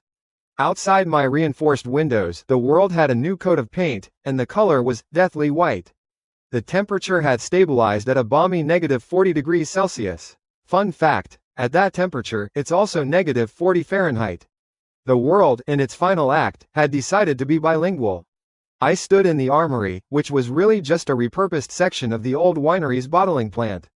The air smelled of gun oil, ozone, and fresh coffee, a scent I was quickly deciding was the official fragrance of the apocalypse done right. Are you sure about this, Leo? Chloe's voice, tinny and laced with worry, crackled through my earpiece. She was back in the control room, my little eye in the sky. Positive, I said, clipping a magazine of razor-tipped bolts onto the side of the Stinger, my custom-built repeater crossbow. The Frost Fiends, as I'm now calling them, are basically walking batteries. I need their juice for my garden. Besides, it's boring in here. A beat of silence. You're going out to fight ice zombies, because you're bored? And for the batteries, I added, shrugging into the Aegis Light combat vest. It was a marvel of my own creation, a weave of Kevlar and thin ceramic plates, with a micro-thin heating element woven throughout, powered by a small, high-density power cell. Toasty on the inside, tough on the outside. Think of it as pest control, but with better loot drops. I could practically feel her anxiety through my mental dominion. It was a faint, buzzing static in the back of my mind. I focused for a second, pushing a wave of calm, confident energy her way. Just a little nudge. Everything is fine. I'm in control. The static subsided. See? This psychic power stuff was great for managing employee morale. Okay, she breathed, her voice much steadier. Drones are in position. I have a visual on a cluster of, Frost Fiends, about 2 miles east of the Citadel. They seem to be milling around a crashed delivery truck. Perfect. They can't resist a potential happy meal. I chuckled, grabbing a wicked-looking combat knife with a titanium alloy blade. Keep me updated. Activate the bay doors for the Warhound. Doors activated. Be safe, Leo. Safe is my middle name. I lied. It's actually Bartholomew, a crime for which I will never forgive my parents. The Warhound was my baby. I'd started with the chassis of a tracked agricultural vehicle, the kind used for spraying massive vineyards. Then, using the void sigils, replicate, function and a metric ton of steel, titanium, and polycarbonate I'd stockpiled, I turned it into a miniature tank. It had independent electric motors for each track, a fully insulated and heated cabin, and armored glass that could probably stop a charging rhino. The whole thing was painted a non-reflective matte black. It was less a vehicle and more a mobile statement of pure, unadulterated over-preparation. Sliding into the plush leather driver's seat, the internal heaters washing over me, I felt a smirk stretch across my face. I glanced at the onboard monitors. One showed the outside temperature, minus 41 degrees Celsius. The other showed the cabin temperature, a comfortable 22 degrees Celsius. I took a sip of the hot chocolate I'd made, sitting in the cup holder. Yeah, this was the way to do it. The massive bay door groaned open, revealing the frozen hellscape. The Warhound rolled out, its heavy tracks crunching on the brittle, crystalline snow with a deeply satisfying sound. The citadel was built on a hill, and as I descended onto the main road, the full, devastating beauty of the Ice Age hit me. Cars were frozen mid-turn, half buried in snowdrifts. Houses were just white mounds with icicles hanging from their roofs like jagged teeth. It was a dead, silent museum. My mental dominion gave me a 3D map of the immediate area. I could feel the tiny, flickering sparks of dying animal life in the nearby woods. I could feel the cold, hungry void spots that were the frost fiends. And I could feel something else, a frantic, terrified spark of human life, miles away, moving fast.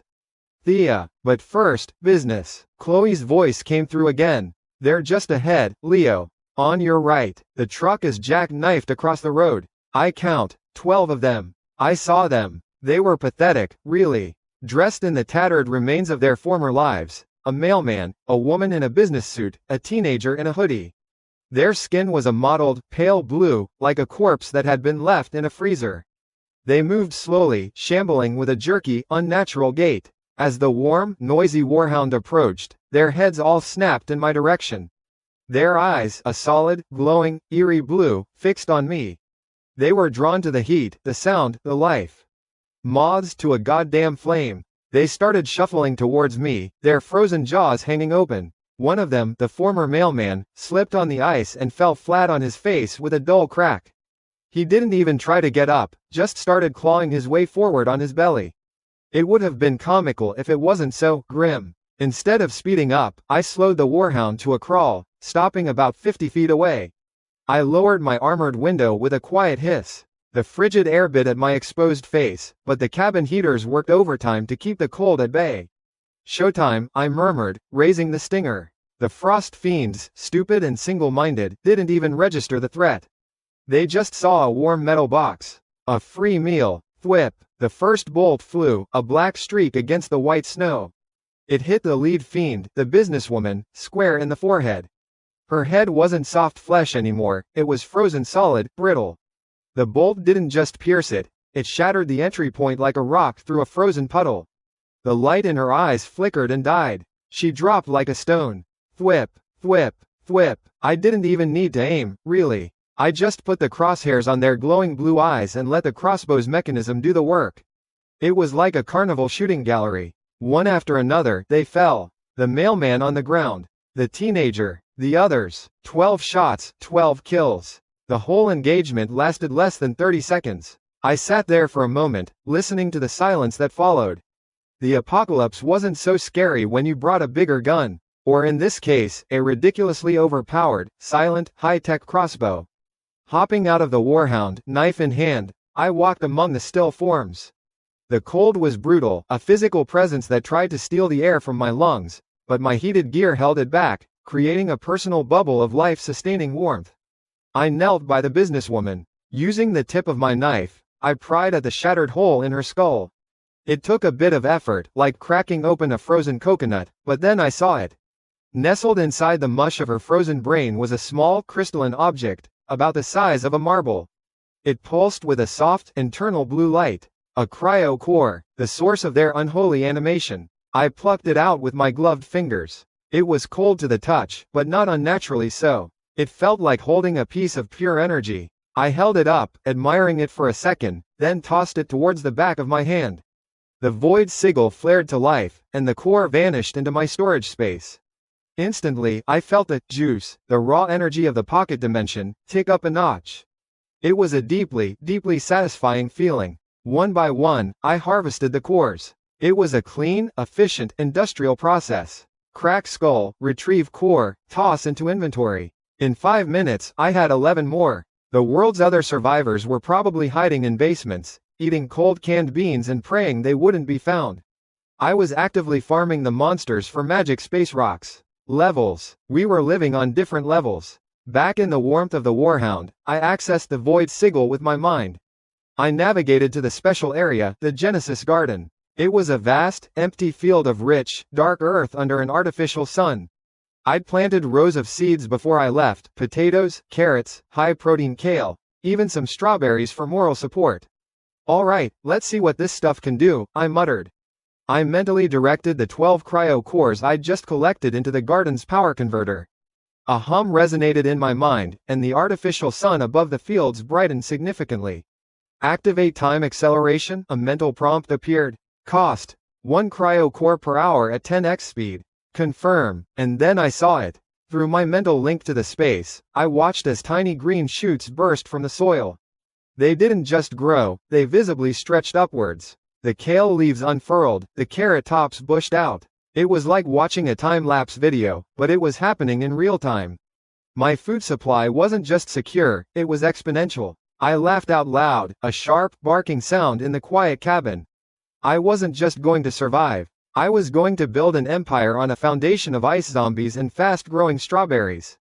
Leo, everything all right? Chloe's voice cut through my triumphant moment. I'm picking up. Well, the military is having a bad day. She patched a garbled radio transmission through. Useless against their hides. We need AP rounds. I repeat, Charlie Squad is down. They're just walking through the static. I shook my head. Poor bastards. Trying to fight a supernatural problem with conventional solutions. They were paying the price for a lack of imagination. My crossbow bolts worked because I'd used the sigil to analyze a cryo core and designed the bolt tips to be the perfect shape and density to shatter the frozen skulls and pierce the core within. They were playing checkers, I was playing 4D chess with a cheat engine. Chloe, I said, my good mood soaring. What's the status on that other signal? The fast-moving one, the one with the archer. Just a second, a pause. Oh, no, they're in trouble, Leo. Bad trouble. Their vehicle stopped. It looks like it slid on the ice and flipped. They're surrounded. I'm counting. Gosh, at least 30 fiends converging on them. They're on the I-90 overpass, about 3 miles from your current position. My smile faded, replaced by a focused, predatory calm. Patch me into the drone feed. Full screen. The main monitor flickered, showing an aerial, thermal view. The Ford F-150 was on its side, a dark blotch in the snow. 2 small, warm figures were huddled behind it. One, Thea, was standing, her back to the overturned truck, her bow in hand. She was methodically picking off the closest fiends, but for every one she dropped, 2 more shuffled forward. The other, smaller figure was her little brother, cowering behind her. They were a tiny island of warmth and life in a sea of cold, hungry death.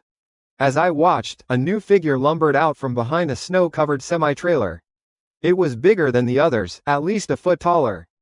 Denser. It wasn't just shuffling, it was walking with a purpose. And in its frozen, blue-tinged hand, it was gripping a torn-off piece of metal guardrail like a crude club. A mutated one, an elite. Thea fired an arrow at it.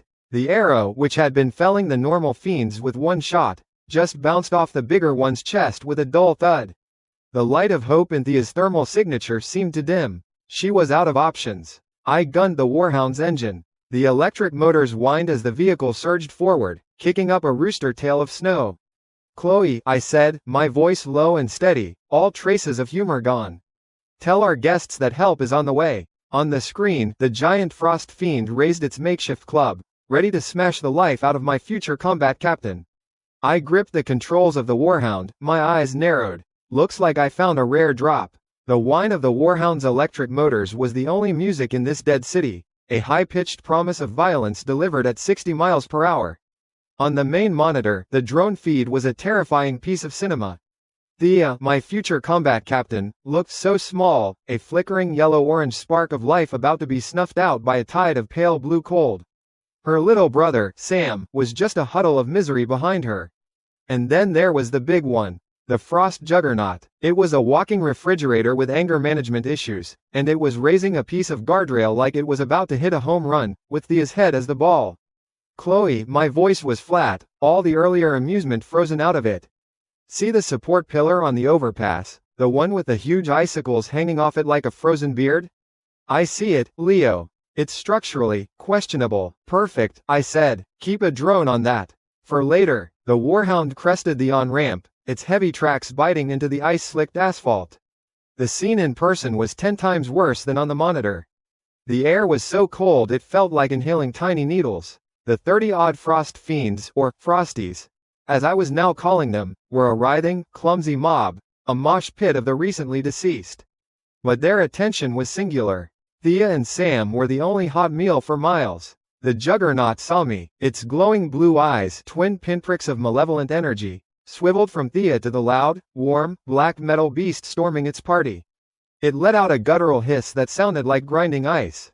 Good. Acknowledging the bigger threat is the first sign of rudimentary intelligence. The very last sign, in this case. I didn't slow down. I was a force of nature, and my forecast was pain. Hey, big and ugly, I muttered, my thumb hovering over a red button on my console. Ever had a thought you didn't like? With a flick of my will, I used my mental dominion. I didn't try to control it, just confuse it. I projected a powerful, phantom heat signature, a roaring bonfire, a running engine, about 50 feet directly behind the Juggernaut. Its primitive brain short-circuited.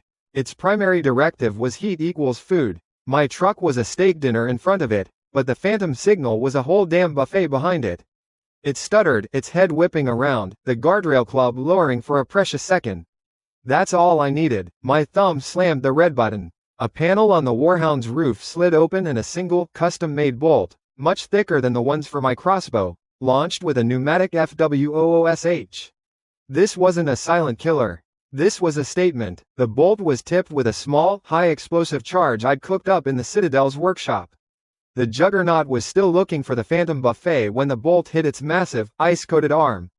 The explosion wasn't huge, but it was brutally effective. It sounded like a giant firecracker going off in a meat locker. The Juggernaut's entire right arm, the one holding the guardrail, disintegrated in a spray of blue-tinged ice shards and frozen flesh. It staggered back, letting out a shriek that cracked the windows on a nearby frozen sedan. It was hurt, it was confused, and now it was really, really pissed off. It turned its full attention back to me, its one remaining arm clawing at the air as it charged. Too little, too late. I brought the Warhound to a screeching halt, grabbed the Stinger crossbow from the seat beside me, and leaned out the window. The cold was a physical slap, but adrenaline was better than any coat. Thwip, the razor-tipped bolt, designed for one purpose, flew true. It struck the Juggernaut dead center in its left eye. The glowing blue light vanished as if a switch had been flicked. The creature's forward momentum carried it for another 10 feet before it crashed to the ground, skidding on the ice and piling into a snowbank with a heavy, final thud. The other Frosties paused, their singular brain cells trying to process the sudden death of their leader. That was their mistake. Thwip, thwip, thwip, thwip, thwip. I emptied the magazine into the crowd, a whirlwind of deadly efficiency. Each bolt found a frozen skull. They dropped like puppets with their strings cut. In less than a minute, the overpass was silent again, littered with my handiwork. I took a deep, frosty breath and allowed myself a small, satisfied smile. Pest control. Just as I was about to call out to Thea, a new sound emerged. The sputtering cough of a shitty engine. A battered pickup truck, with "Fear This" spray painted amateurishly on its rusted door, crawled out from behind a jackknifed semi. The same truck Chloe mentioned had run Thea off the road. 4 men hopped out. They were walking clichés of post-apocalyptic douchebaggery, mismatched tactical gear over dirty civilian clothes, wielding pipes and baseball bats wrapped in barbed wire. The leader, a skinny weasel with a greasy ponytail and a cheap shotgun, swaggered forward. He completely ignored Thea and her brother, his greedy eyes glued to the Warhound. Well, well, well, he sneered, his voice thin and reedy. Look what we got here. Thanks for cleaning up the mess, buddy. We were just about to do it ourselves. I just stared at him, my face a blank mask. Brain dead, selfish, and utterly clueless. The holy trinity of zombie fodder. That's a real nice ride, he continued, gesturing with his shotgun. And I bet you got a lot of nice things in there.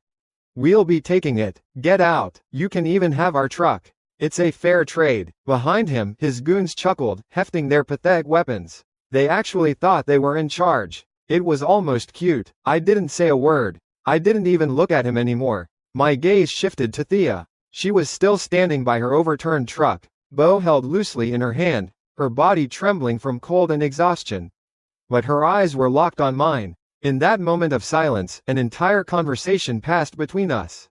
I saw her fear, but underneath it, I saw a core of hard steel. I gave a barely perceptible nod, my eyes flicking upward for a fraction of a second. She understood. The weasel was still talking. What, are you deaf? I said, get out of the VWIP. The sound of her bowstring was sharp and clean in the frozen air. The arrow didn't fly at the man. It didn't fly at any of his crew. It flew high, a black streak against the gray sky, and struck the massive, precariously hanging icicle on the overpass support pillar.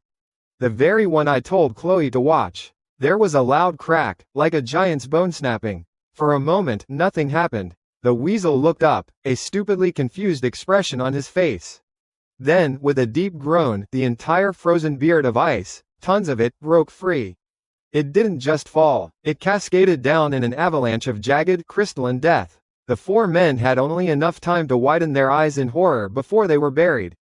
There was a catastrophic crunch of metal and a series of muffled, wet thuds. Then, silence. Where four morons once stood, there was now just a massive, glittering pile of ice. Problem solved. I let out a low whistle. Now that was a good hire. I finally got out of the Warhound, the heaters in my gear making the cold retreat. I walked over to the pile of ice, then to where Thea stood, her bow now hanging limply at her side. Her little brother, Sam, peeked out from behind her legs, his eyes wide as dinner plates. You're Thea, I stated, not asked. And that's Sam. Get in the truck. You're freezing. Thea just stared at me, then at the pile of ice, then back at me. Her mouth opened, but no words came out. I didn't have time for a Q&A session. I scooped up the shivering kid, who was surprisingly light, and carried him towards the Warhound. Thea, snapping out of her daze, scrambled to follow. The moment the passenger door sealed, shutting out the brutal cold, she gasped. The cabin was a balmy 72 degrees. The scent of leather and clean, filtered air filled her lungs. I handed the still stunned Sam a bar of chocolate from a stash in the glove box. His eyes went even wider, if that was possible. Eat, I said. You're safe. I drove us back to the Citadel, harvesting the cores from the Juggernaut and the other Frosties on our way out. It was a quick, industrial process that I could tell made Thea deeply uneasy, but she was smart enough not to ask questions. Back inside the Citadel's main garage, the massive blast door sealing us in, Thea finally found her voice. What is this place? Home, I said simply, stripping off my outer gear. Get showered, get warm. Food's in the kitchen. We'll talk later. I tossed her the core from the Juggernaut. It glowed with a much more intense blue light than the others. Hold on to this. Consider it a signing bonus. While she and her brother discovered the joys of unlimited hot water, I got to work. In the workshop, I dumped the collected cores into the replicator's hopper. The machine hummed to life.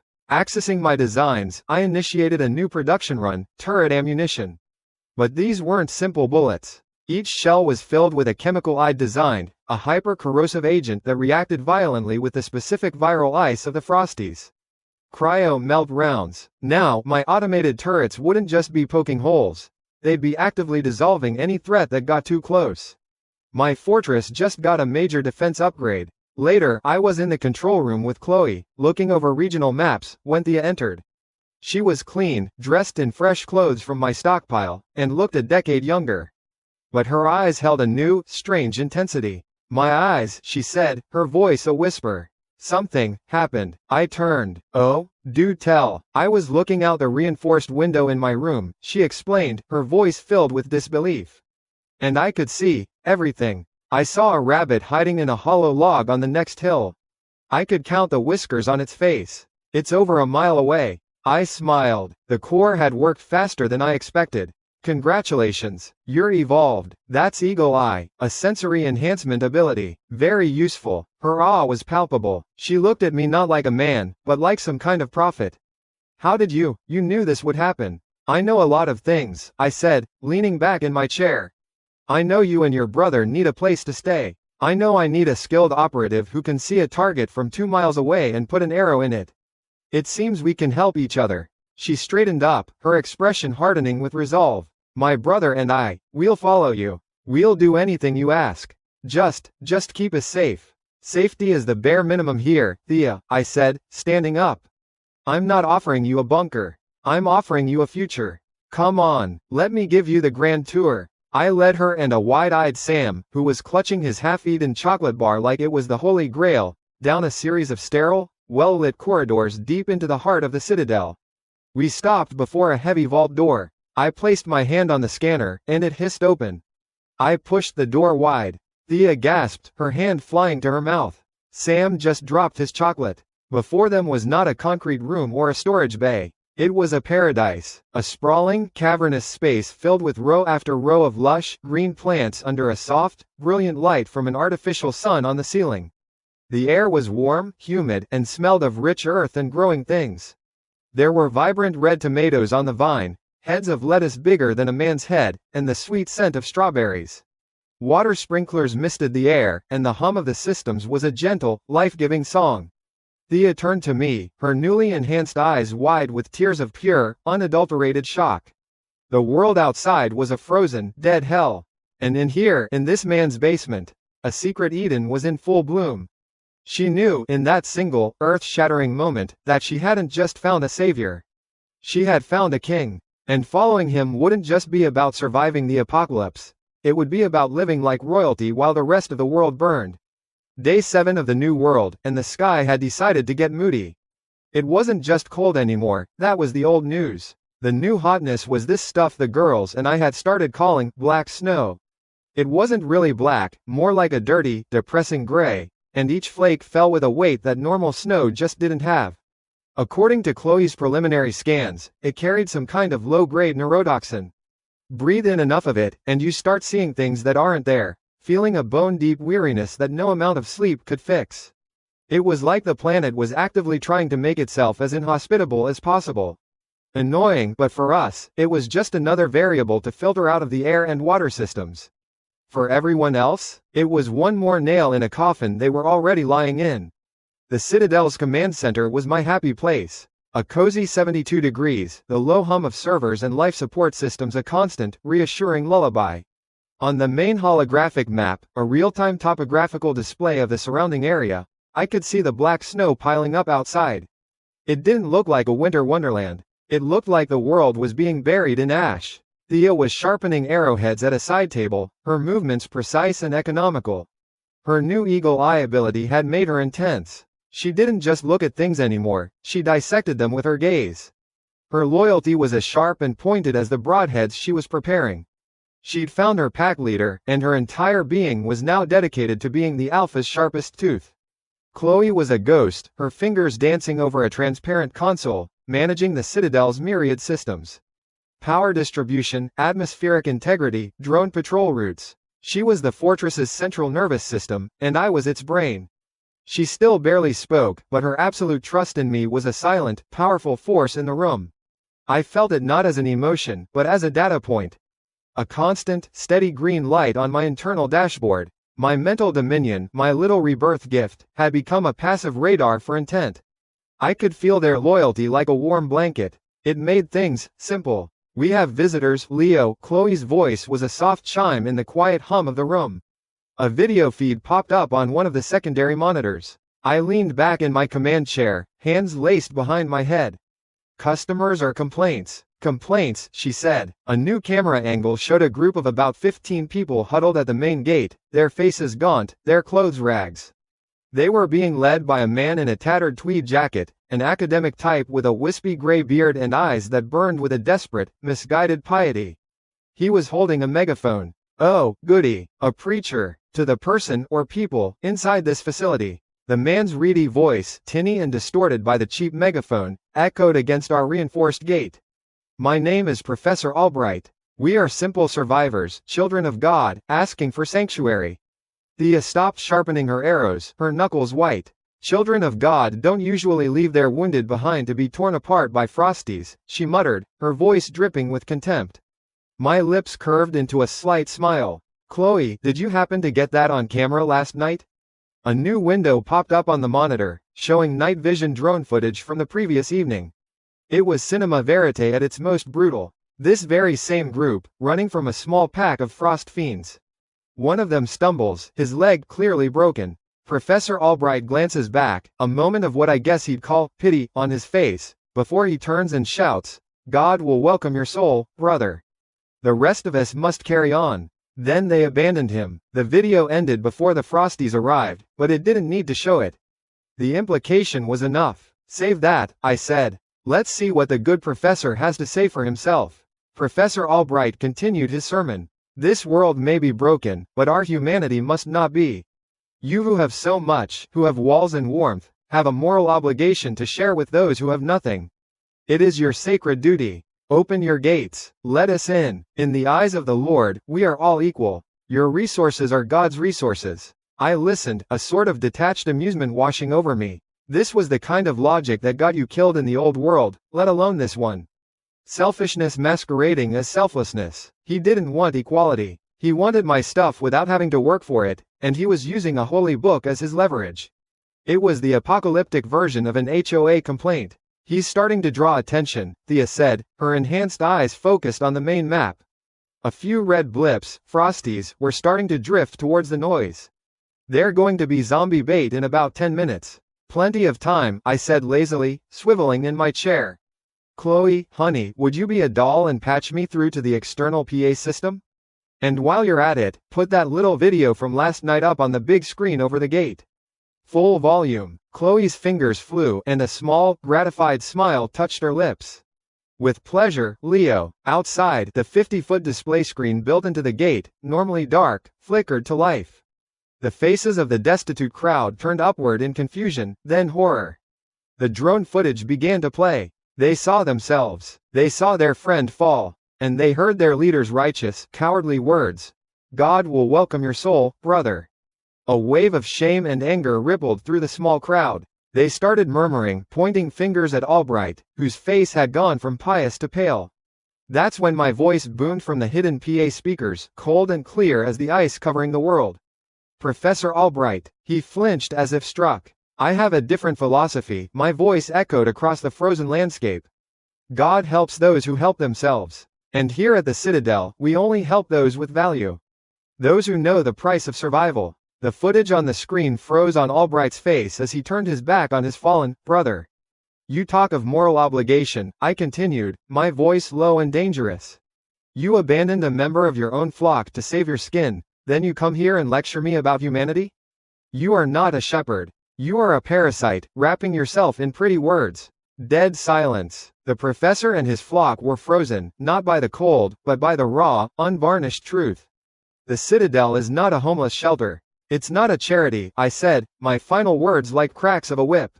It welcomes assets, not liabilities. So take your flock of hypocrites and get lost before I reclassify you all as bait. The clock is ticking. I cut the feed. Chloe blanked the screen. We watched on the monitor as the crowd disintegrated. Some yelled at Albright, others just shuffled away, their heads down in shame. Albright stood alone for a moment, his face a mask of impotent rage, before he too turned and trudged off into the gray, falling snow. Problem solved without firing a single shot. That, right there, was a 5-star satisfaction moment. Well, Thea said, picking up her sharpening stone again. That's one way to handle telemarketers. I chuckled and stood up, stretching. All right, playtime's over. Time to get to work. I brought up the Citadel's architectural schematics on the main holo map. The current layout was good for a small group, but I wasn't thinking small. I was thinking empire. Chloe, I'm laying out the expansion plans. I want you to start running resource allocation models. My finger traced new lines and boxes on the map, deep beneath our current level. Phase 1. A dedicated biomedical lab here, level 3 sub-basement. We're going to need a first-class mine to run it. Next, a full-scale industrial workshop, the forge, we'll call it. 5 times the size of the current one. I want to move from custom jobs to mass production. And here, I designated a huge cavernous space, a multi-environment combat training simulator. Thea and Chloe looked at the plans, their eyes wide. They saw what I saw. Not just a bunker. They saw a self-contained city. A fortress nation in the making. Speaking of resources, Chloe said, pulling up a new data stream. I've been monitoring the chatter on the few surviving low-band frequencies. The survivors are establishing a rudimentary barter system in the ruins. An infographic appeared. The new economy of the apocalypse. 1 can of beans equals 1 9mm bullet. 1 gallon of gasoline equals 1 cheap handgun. 1 pack of antibiotics equals 10 gallons of gasoline. A healthy woman. The text read, value. 2 cartons of cigarettes. A cold, hard knot formed in my stomach.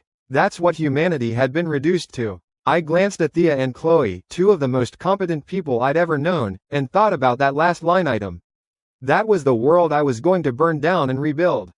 There's a reason I'm showing you this, I said, my voice serious again. I zoomed the map out, past our immediate vicinity, towards a ruined suburban town about 30 miles west. We need people, the right people, not parasites like Albright. I brought up a file I'd compiled before the world went to hell. A picture of a woman, probably in her late 20s, with intelligent, focused eyes and a doctor's coat. Dr. Evelyn Reed, a genius biochemist and trauma surgeon, ostracized by the medical community for her radical, but effective, experimental treatments. A perfect candidate. Our future head of R&D and chief medical officer is holed up in a derelict clinic in that town, I said, circling the location on the map. The drone scans showed a small, fortified building, but signs of recent firefights and dwindling power. Dr. Evelyn Reed, she's smart, she's a survivor, but she's running on fumes. She doesn't have guns, she's low on food, and she's trying to hold a small group of civilians together with nothing but duct tape and medical knowledge. I looked from Thea's sharp gaze to Chloe's quiet intensity. This is not a negotiation. It's a recruitment mission. We're going to go get our doctor. I pulled up the schematics for the Warhound in a secondary, smaller scout vehicle I called the Coyote. Chloe, load out the vehicles. Full combat kits, medical supplies, and provisions for 6. I want cryo-melt rounds for the turrets and EMP charges. Thea, you're on point. I want eyes on that clinic from a mile out before we make our approach. A new kind of energy filled the room. This wasn't just defense or a supply run. This was an active operation. An expansion. I leaned over the console, my eyes fixed on the red circle on the map. This will be the first official mission of Team Citadel, I declared. Let's go show Dr. Reed what a real job offer looks like.